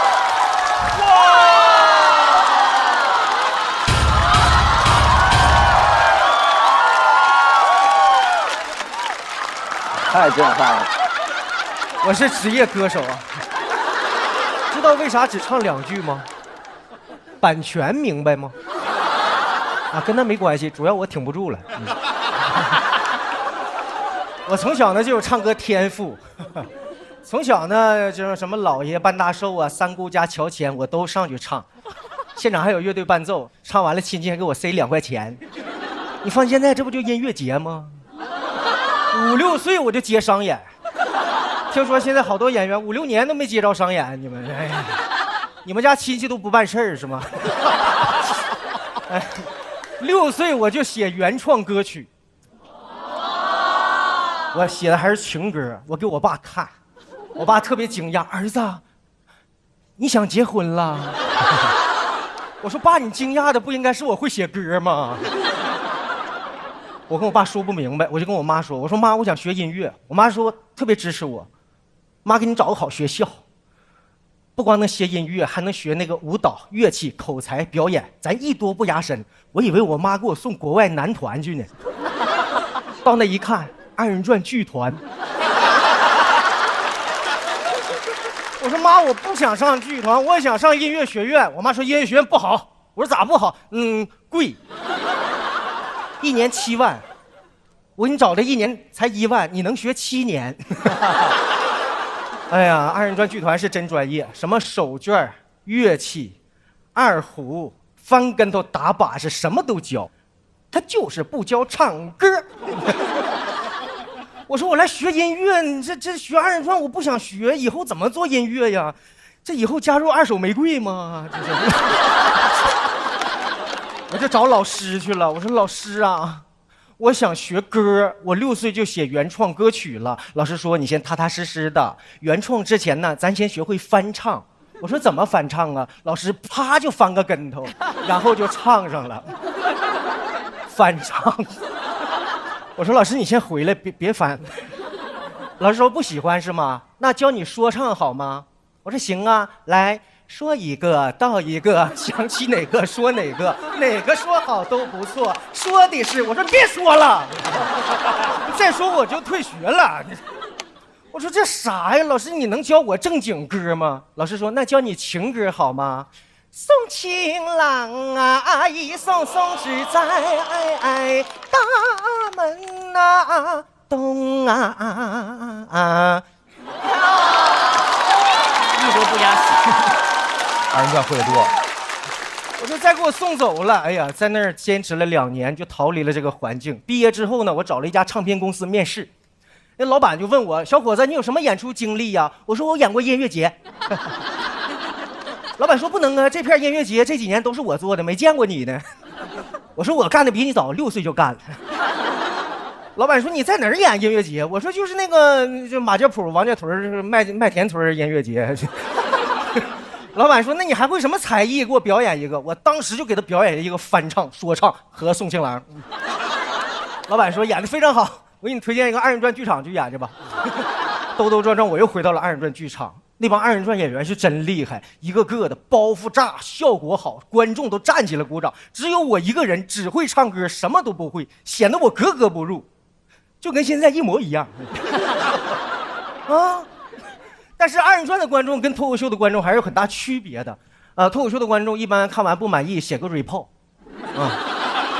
我们的观众不是，看完不满意给你一电炮。我一看这个地方不能演，我得找一个专业做音乐的地方。我找了一个 music bar， 就是音乐酒吧。音乐酒吧那种气氛特别好，我一上去就是特别兴奋。歌手嘛需要互动，上去我就喊喂，双手举过头顶。下边一个观众都没举手。下边俩客人在那研究，双手举过头顶，他是警察呀。有个同事告诉我说，在酒吧演出你得炫酒，炫好了还能给小费。炫酒就喝啤酒，炫进去。我一看这是我强项啊，正好第二天我就渴了，我到一个大哥跟前我就炫了7瓶啤酒。哇！我一边炫一边说祝福语，我说祝大哥8989越过越有，9898越过越发，把所有银行搬回家，发到不能再发，然后把钱拿给我花。大哥说的老开心了，祝福我收到了，这7瓶啤酒你买单啊？啥玩意儿？我一口没喝都让你喝了。我一听我买单，转头我就上去唱歌去了。那大哥越看我越生气，就往台上扔啤酒瓶子。他一扔我就躲，他一扔我就躲。酒吧演出特别锻炼人，演几天我唱跳都会了。对你爱不完。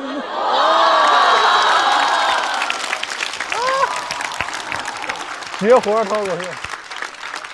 我一看这地方演出不行，太危险，我找一个讲文明且高大上的地方吧。我找了一个 shopping open show， 就是商场开业，门口放个破舞台，铺2块破地毯，还有个充气小人儿，风一吹就这样。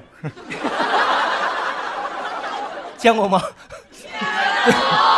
哎，老板要求我演满40分钟。老板呢，为了招顾客，就给我买了一堆洗衣粉，就让我发福利。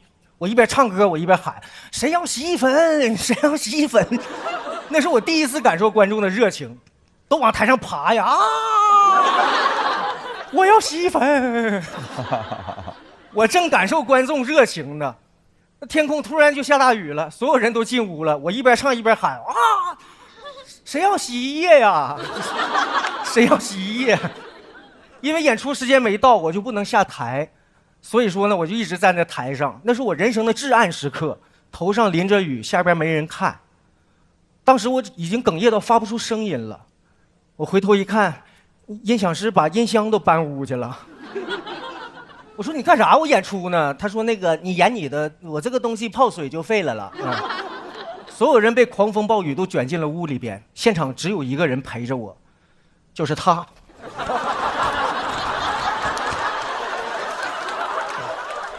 因为只有我们2个没有资格避雨。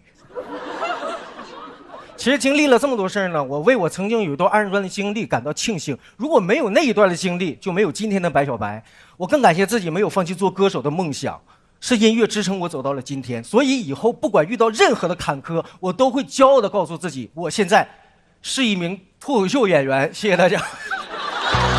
谢谢阿修，阿修。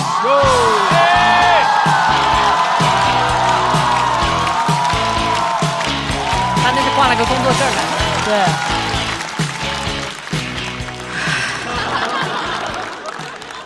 感谢大家，非常感谢你们。介绍一下，我是阿修。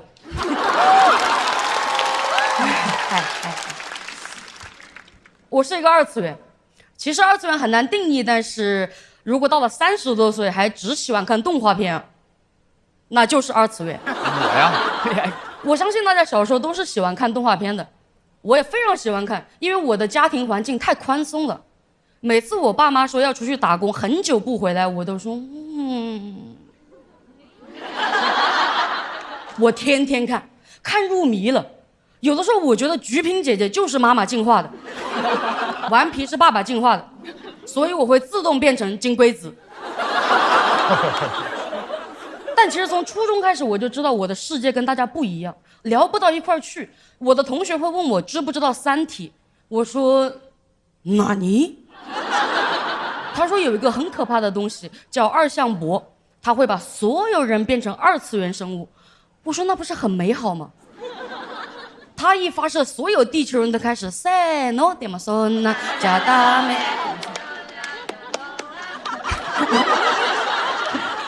谢谢，谢谢。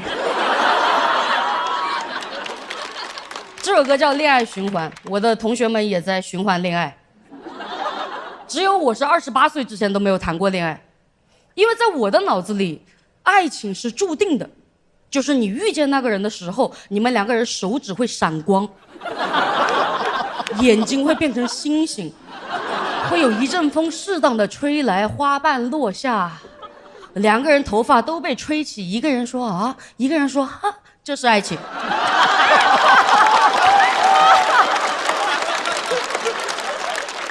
所以我好几次我都感觉到我心动了，但是我的手真的没有闪光。我耳边也没有听到恋爱循环，我真是绝望了。有的时候我都会看着我的手说，怎么还不是？可恶！所以你知道我大学毕业那个暑假有多害怕吗？那个暑假我把所有动画都看了，我跟每一个角色说，我就要去异次元世界打工了，请把力量借给我，我会带着大家的意志前进。然后1年都没找到工作。找到工作了之后才发现一个真相，就是我最大的反派不是人，是社会化的人。我等级太低了，处理不了复杂问题。我第一份工作交到了1男1女2个朋友，他们是情侣。有一天那个男的找到我说他想分手。为什么要告诉我呀？你要跟我在一起吗？后面他跟我说什么谈了7年了，很爱他，但是由于缺乏新鲜感，所以不想耽误他。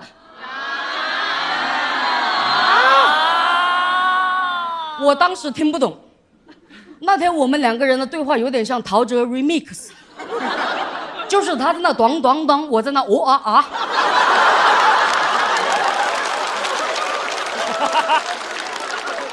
因为爱情不是这样的。动画里只有一种情况是爱了很久却要分手，就是我超爱，但是我们不是同一个物种。想到这我脱口而出，我说你还是人吗？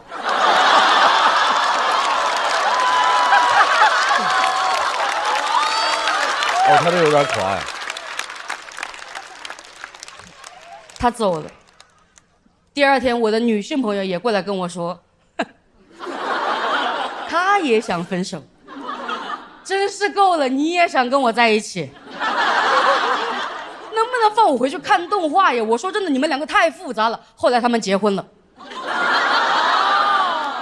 好，我不是人，你们也不想跟我在一起，你们2个锁死吧，让小五他奶奶给你们俩锁死。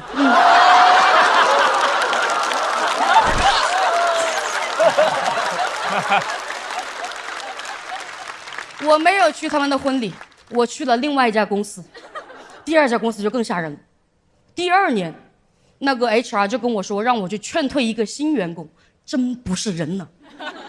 但这个时候我已经会分析了，按照我的分析啊，劝退就是抛弃，就是为了利益，不要同伴。作为 HR， 他不谈，让我去谈，就是他想让我来当这个反派。所以真相只有一个，就是他是一个想成为鸡贼王的男人，而唯一看透这个真相的，是一个外表看似小孩，实际30多岁的小大人。Yes， 燃了，节奏太好了。所以我虽然不记得我说了什么，但是我肯定是把 HR 卖了。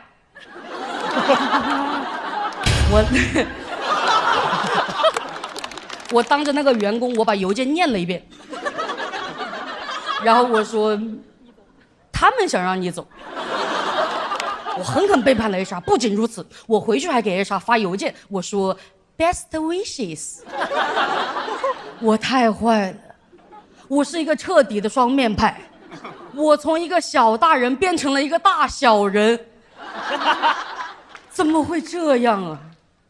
我恍惚看见幼年期的我自己天真无邪在那你好社会，转头对着现在的我你好社会。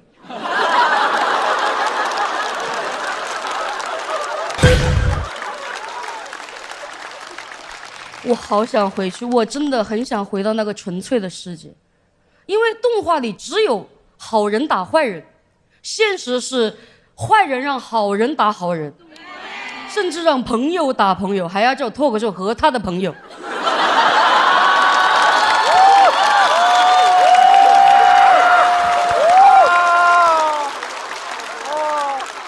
请注意，这不是我们节目的名字啊。少念了一个字门，这是什么意思呢？就是如果想让我攻击我们节目，没门啊！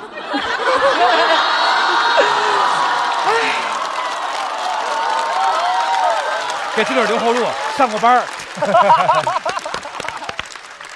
我也进化了，真的，我早该进化了。我现在自我认知是一个2次元带点复杂，3次元带点童真，2.5次元。我为什么感觉我早就应该进化？因为我发现我童年的朋友们也早就变了。童年的智慧树下智慧果，现在红果果变成了短剧平台，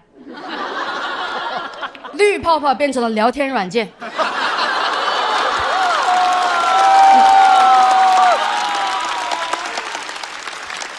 而我个人从小的最重要的陪伴者菊萍姐姐也在前天6月1号正式退休。42年不让人退休啊！她当了42年菊萍姐姐了，我也看了她20年。作为真的很忠实的观众，我可以衷心的表达我的想法，我真的感谢她，因为她退休这一天，我也开始学着做大人了。感谢你们，谢谢。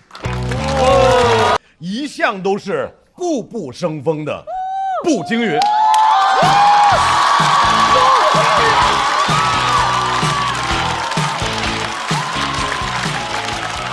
Hello， 大家好，我是步惊云，大家好。谢谢。现在经常一上台就被观众夸漂亮，还漂亮，没有硬要的意思啊。其实挺不习惯的，因为坦白讲，我整过容，就我现在这张脸基本上都动过。我知道说到这儿你们听不进去我说啥了，都想仔细的看看我。我跟朋友也说了，我说我整过容，他听完很诧异，说不应该吧，整容脸不是那种很漂亮的吗？我说朋友不是那种很会提供情绪价值的吗？其实我从小就知道我自己长得不符合审美，我以前是单眼皮塌鼻子，但我们全家都是双眼皮。所以那会儿小时候老有亲戚会问我说，你眼睛怎么这么小还这么单呀？我总不能说你嘴巴怎么这么大还这么欠呀。那小孩就答不上，就只能在那受着。我小时候看电视翻杂志，里面有很多美女都是大眼睛，哇，她们那个眼睛大的呀真是大到我了。我小时候看一部剧叫《还珠格格》，里面所有的主角都是双眼皮，那丫鬟也是双眼皮，连剧里那匹马都是双眼皮，气得我当时就瞪大了双眼，发现瞪不大，撑大了鼻孔真撑大了。上学也没人教我什么多元化的审美，老师嘴上说，同学们一定要注重内在，心灵美才是真的美。但初中体操队形比赛的时候，他就把漂亮的女孩都放第一排，我们那种不好看的都站后面。当时我就站在后排，咬牙切齿地原谅了所有人。谁让我心灵美呢？我总不能直接冲到前面拍拍那个最漂亮的同学，我说你后边去。没看出来我是心灵美吗？那么做就像是丑疯了。丑疯了，可以，这个有点好笑。我那会儿经常想啊，为啥长辈、老师都是夸别的孩子漂亮，但夸我聪明？为啥站在最后一排的那些同学里，就我最敏感？哎呀，这个丑人开智早，真是雪上加霜哎！整个青春期，我都留着又厚又长的刘海，就是想遮住自己的眼睛，下面再用校服袖子捂住嘴。咋说呢？遮住2/3的脸，露出1/3的自卑。哎，其实连这1/3都不想露啊，但没办法，丑人也得呼吸。终于熬到了高考结束，别人第一志愿双一流，我第一志愿双眼皮。我想家人从小就说我不好看，肯定会支持我的。我回家就说了，我说那个我想去整个容哎。话音刚落，全家开始夸我漂亮。我姥爷甚至说：“哎呀，虽然你眼睛小，但你眼珠子黑呀。”我听完两眼一黑，我最后还是自己攒钱去割的双眼皮。但成年之后啊，大家就很体面了，不会直接说谁丑，只会默默的区别对待。我以前上班的时候竞聘过一个岗位啊，笔试过了2个人，一个是我，一个是人群中一眼就看到的美女，我偏要争。现在回想，真是自不量力，只有力量。输了我都不服气，气冲冲的跑领导那儿质问，我说凭什么？我笔试成绩比他好哎。领导说啊，因为他形象好。我说形象好咋了？还形象好？行吧。出门就后悔干嘛呀？这下形象没人好，脾气还比人差。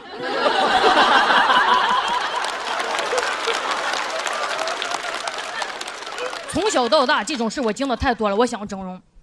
但我知道整容是有风险的，哎呦！但比起几10年的自卑内耗，我想手术这点疼算啥呀？哎，但是整容哦，真的是个无底洞。我当时割完眼睛是大了，大到一眼就看到鼻子不行。我想做鼻子，我承认当时是一种赌徒的心态了啊，因为我做完双眼皮就有人夸我好看，尝到甜头了。我想既然已经美了，要不再美一把，再美最后一把。要不直接梭哈吧？哎，万一真能实现美貌自由，那就金盆洗脸，这种地方再也不来了。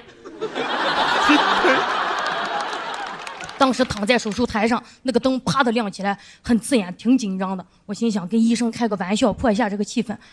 我说医生，哎，一会儿做完我会比这个灯还亮眼吧？医生没说话，直接把我全麻了。做完鼻子我还幻想就像电影里演的那种，让我坐在镜子前，纱布一层一层的拆开。医生看到我手里剪刀啪就掉地上了，对着我的脸呀 beautiful。 结果是我拆开纱布，他说呀叫主任过来。我下去的不对劲，我说啥意思？他说你先别着急。我就知道我得急了，我赶紧起来看镜子，我说怎么肿成这样啊？感染了。我当时后悔的要死，我心想为什么要赌这一把？我心想我收手了，我不玩了，把我的心灵美还给我。医生看我那样，赶紧就安慰我说：“哎，你放心啊，我保证修复，能修复到你之前没整的样子。”啊！我说啊，我整容图的是个过程啊。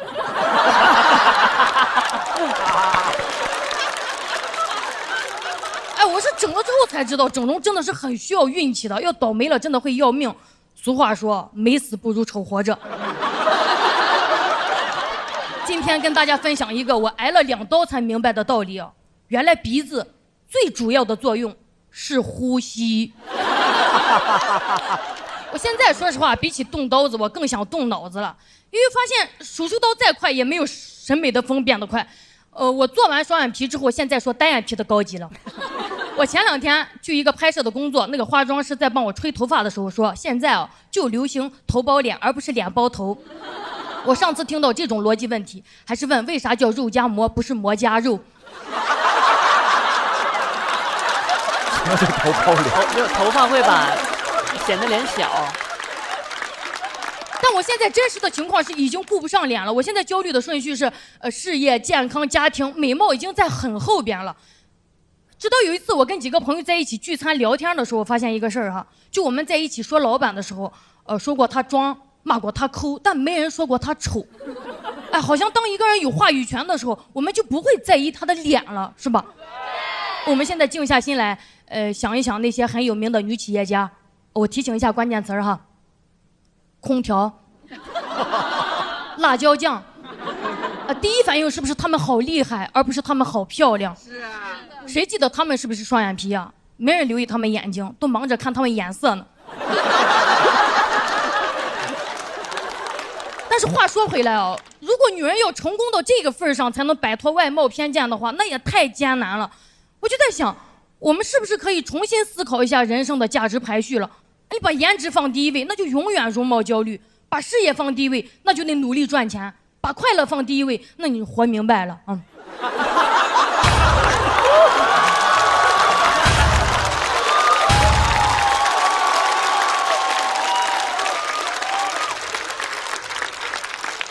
当然，我也不想说什么女孩子不要容貌焦虑，咱都自信起来这种废话，因为外貌偏见它还是在呀，那就等着吧。我想等一天，童话故事里小女孩站在那个魔镜面前，不用再说魔镜魔镜，谁是世界上最美丽的人，而是说魔镜魔镜，打开窗帘，我要晒太阳了。谢谢你们，我是步惊云，谢谢大家。大国手。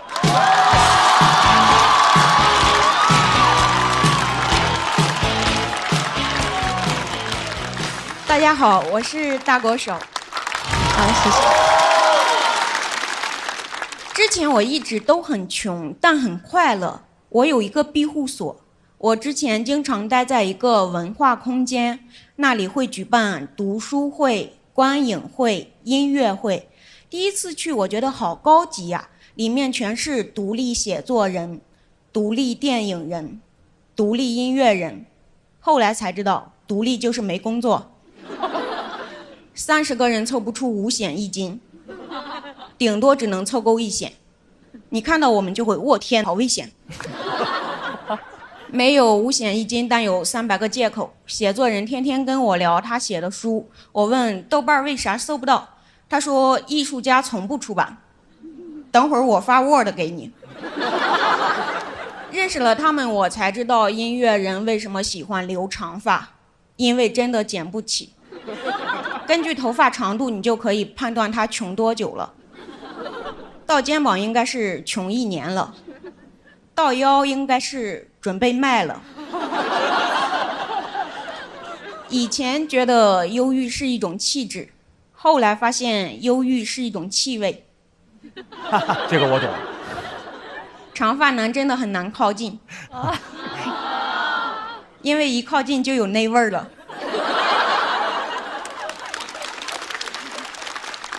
所有人都很穷，你甚至可以听到这样的对话：借我50行不行？分3次还你。这么有实力，3次就能还清。听完我就爱上了这里，这里有一种无条件的包容，因为没一个人有条件。有次我看到一个人是骑共享单车来的，我就劝他：你都这个条件了，你就走2步吧。他说不是，上个人没锁。那你手里的奶茶，上个人没拿。我说给我喝一口，他就骑车走了。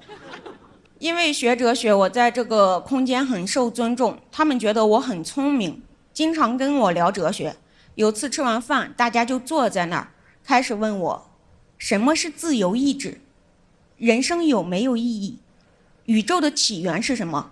聊得非常深奥，非常抽象。但有个问题没人敢触及，没人敢问，在哪儿买单？这个问题太具体了，而且真的有答案。之前有人问我为什么那么穷还那么快乐，细心的观众应该听出来了，穷且快乐的要点就是你得一群人穷，一个人穷根本笑不出来，一个人穷还在那儿高兴，应该是穷疯了。我一直觉得我们这群人最大的特点是穷，后来发现我们这群人最大的特点是会把失败说得很浪漫。我有个朋友叫菲菲，骑自行车骑了1000多公里去跟女孩表白，到了之后我们就问他在一起了吗？他说在一起了。他跟别人在一起了，跟高中同学。他前一天坐飞机来的。其实菲菲开始也不叫菲菲，我们就是觉得人缺什么就应该补什么，就给他改名了。菲菲还自我欺骗说结果不重要，这个过程我也用双脚一步一步丈量了这片土地。我不想拆穿他，就说对啊，你爱的根本不是那个女孩，就是这片土地。我们都觉得菲菲运气不好，后来她去支教，又跟女孩表白，女孩前一天也跟高中同学在一起了。很神奇，菲菲一表白就会刷新一个高中同学。后来她学聪明了，找没上过高中的，别人还是拒绝了她，她就很难过，问我是不是因为我太穷呢？我嘴巴上说当然不是，你很优秀。我心想赶紧洗洗头吧，不然穷只会是你最小的缺点。现在5年过去了，这个空间也倒闭了。回看过去，我经常觉得很恍惚，我分不清当时到底是在追求梦想还是逃避现实。有时候甚至觉得就是不上班闲的。第一次冒出这个想法的时候，我吓了一跳，我觉得我好老登啊，我有什么资格评价过去？我现在不就是有几个臭钱吗？后来我认真想了想，我认为当时不是逃避现实，是灵活的面对现实。当时我们年轻迷茫，不知道人生想要什么的时候，我们选择了一个自己愿意承担的代价。每种生活都有代价，有人选择工作忍受无聊，有人选择自由忍受贫穷，有人选择工作忍受无聊和贫穷。人生就是祸不单行，但无论怎么选择，我觉得大家都是在认真生活。我现在挣到钱了，就经常找机会宴请年轻的艺术家。今天现场来了一个新的俱乐部，叫折耳根喜剧，这就是我的俱乐部。我是听说节目组可以给俱乐部的主理人包差旅来上海，为了宴请朋友，连夜成立了一个俱乐部。路子确实有点野了，但我觉得也还好吧。我也只是看到一辆共享单车，没有锁。最后，我想跟迷茫的人说，不要怕，因为没有方向，就代表哪里都可以去。谢谢大家，我是大狗手。掌声欢迎小四爷。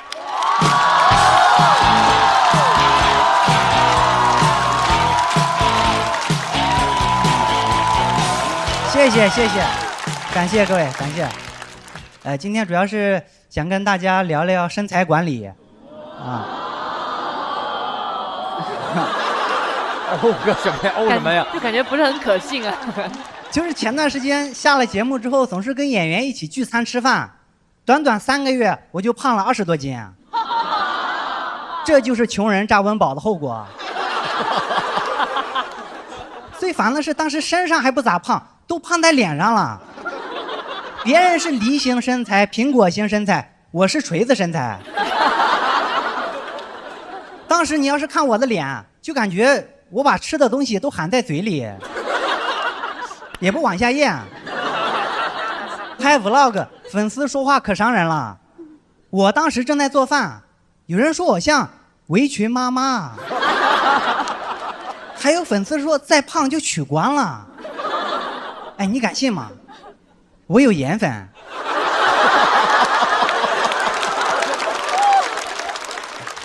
恶评有点太多了，而且节目马上就要开始录制了，上节目胖太难看了，我必须得开始减肥了。我开始吃减脂餐，这很难受啊。这对我来说有点太残忍了，因为我刚开始吃上好吃的。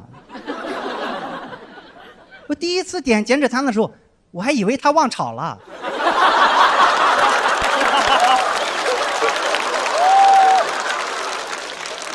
为了瘦得快，我天天吃，但真是一点味儿都没有。天天吃我真受不了。我要求也不高，有味儿就行。有一次馊了，我吃的可香了。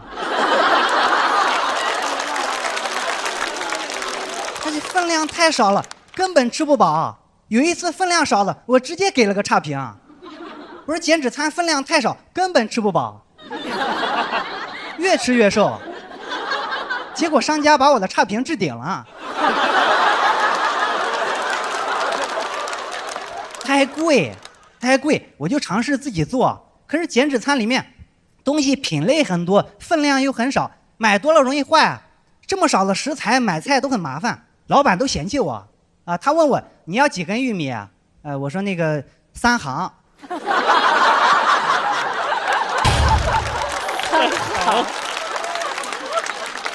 老板白了我一眼说：“你知道做减脂餐不仅要减量还要减盐吗？还好我有海天薄盐生抽，盐分下降，但鲜度爆表。你带1瓶走吧。”啊，我说好。那玉米我要1行就行，海天薄盐生抽拿2瓶。吃不饱已经很惨了，为了瘦得快，我还得运动。我还买了健身房的私教课。我没有脱离群众啊。其实是赶鸭子上架，不得不买了。我本来是想买一节体验课，然后学几招自己练，结果在店里被学员认出来了。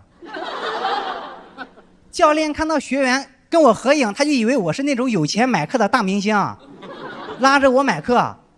首先，我不是大明星；其次，就算我是明星，但我的人设是穷啊。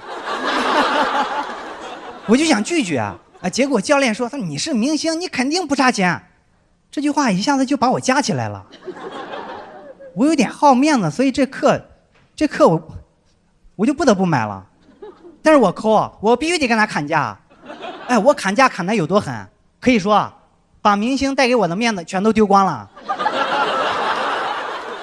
买完课，我是以素人的身份出去的。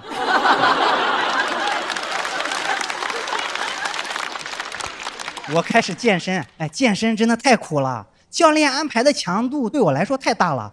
有一次健身完，我直接去卫生间吐了，很后悔。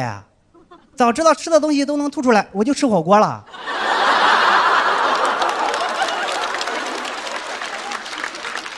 不仅累还疼，尤其是练完腿，第2天我动不了了。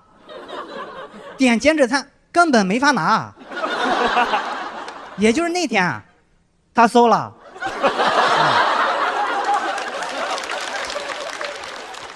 朋友们，我说累那是真累啊，因为我吃过苦。我是农村人，从小帮我爸干了不少农活，但我依然感觉健身很累，跟种地一样累。甚至有时候健着健着，我感觉自己就是在种地。因为教练还教了我一个健身动作，叫农夫行走。我刚听到这个名字的时候，我有点敏感。我真想问他，你是怎么看出来的？那你教别的学员是不是白领行走？他说这个动作就是模仿农民在田间地头拎水拎重物的动作。我花这么多钱啊，就是为了看你在这模仿我爸。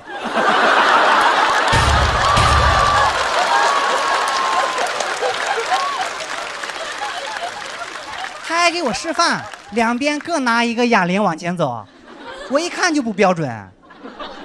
他没把裤脚挽起来。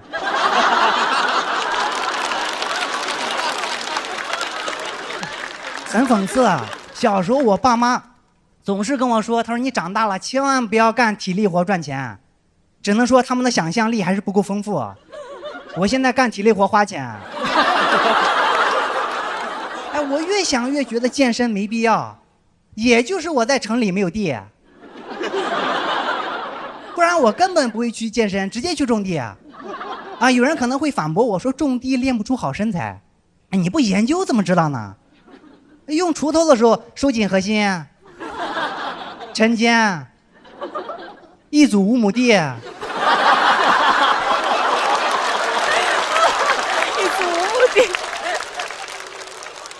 每天来5组，不仅能健身，等到秋天还能同时收获小麦和小麦色皮肤。而且健身健完你就拉倒了，但是种地你不白种，你再种点生菜、番茄，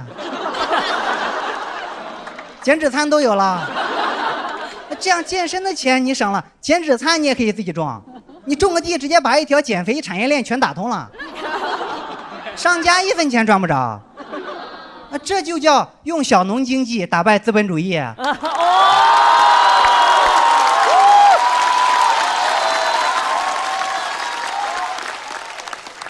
不过有一天健身完躺在床上，我突然感觉现在的自己很陌生。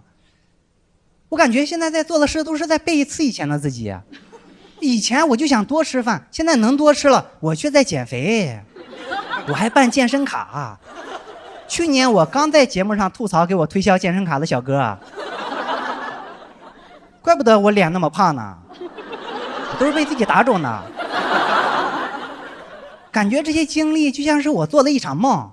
去年我还吐槽给我推销健身的，今年我主动开始健身，果然人生如梦，梦都是反的。既然梦都是反的，那我下一个段子主题已经定了，我要好好吐槽一下上海的别墅有多难买。讲到这，感谢各位，感谢各位，掌声欢迎神奇主妇杨欣。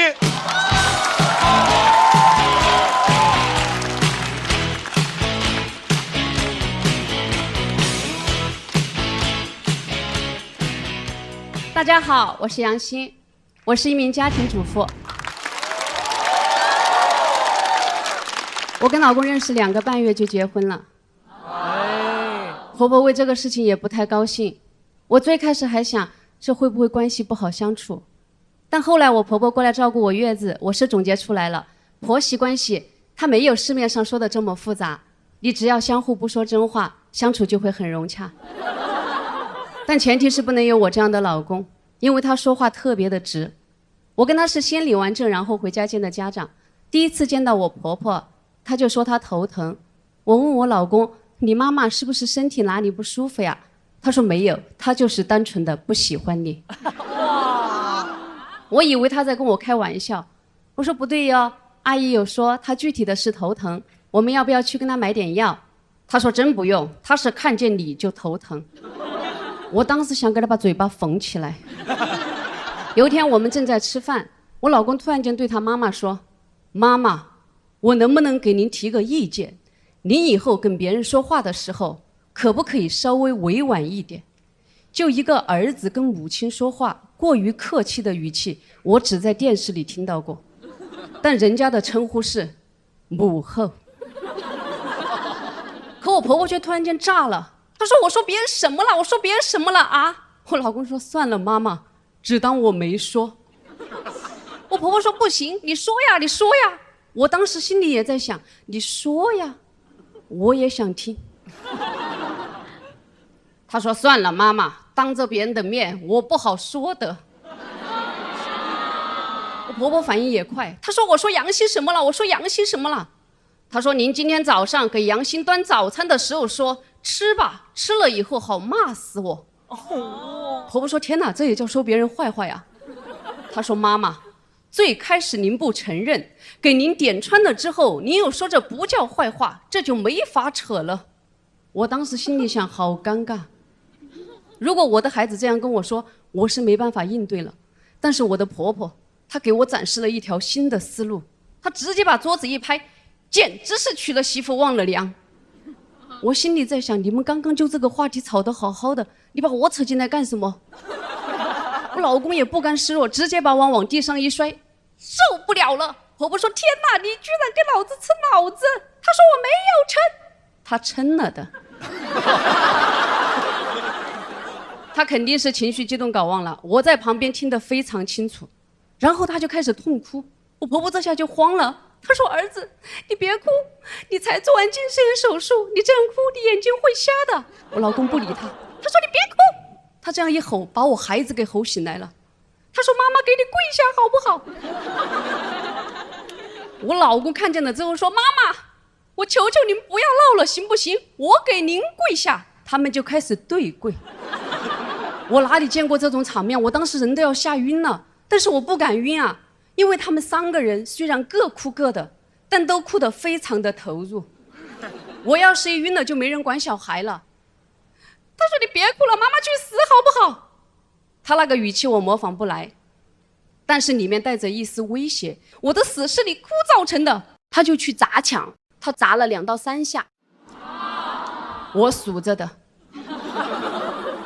我分析那个力度应该也不是很疼，但是他补了一句“哎呀”之后，就顺着那个床躺地上去了。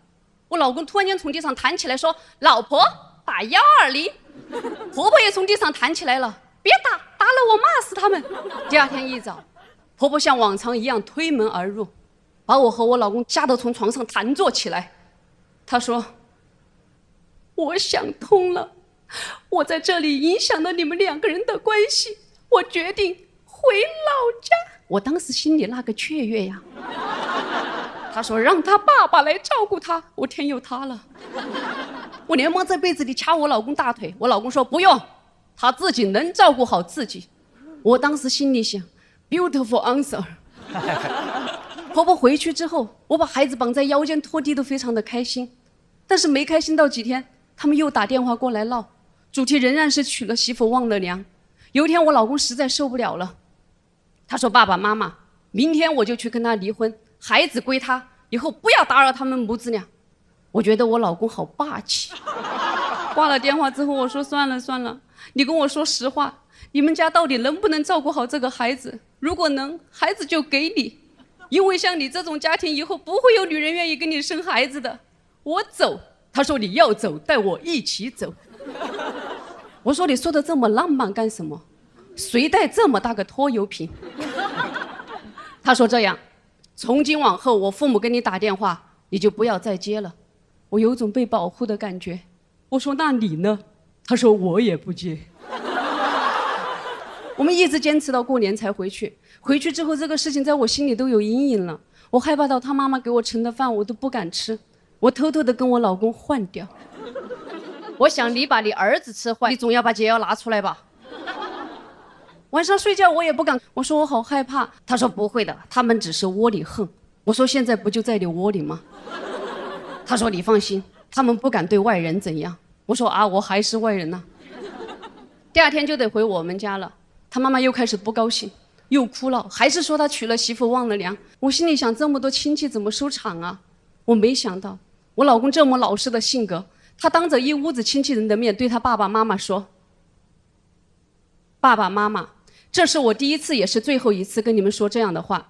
从小你们就喜欢搞我，虽然我知道你们是错的，但是我都忍了，因为我是你们的儿子。结婚之后你们还是搞我，我也忍了，因为我是你们的儿子。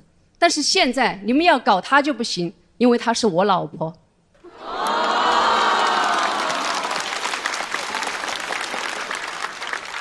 我把这个稿子写出来之后，我说我有点担心，以后你爸爸妈妈听到会不会怪我呀？他说：“你自己看看，这从头到尾有没有哪一个字是在胡编乱造？”我当时心里想，好大一个不孝子。But I like。谢谢大家，我是杨希。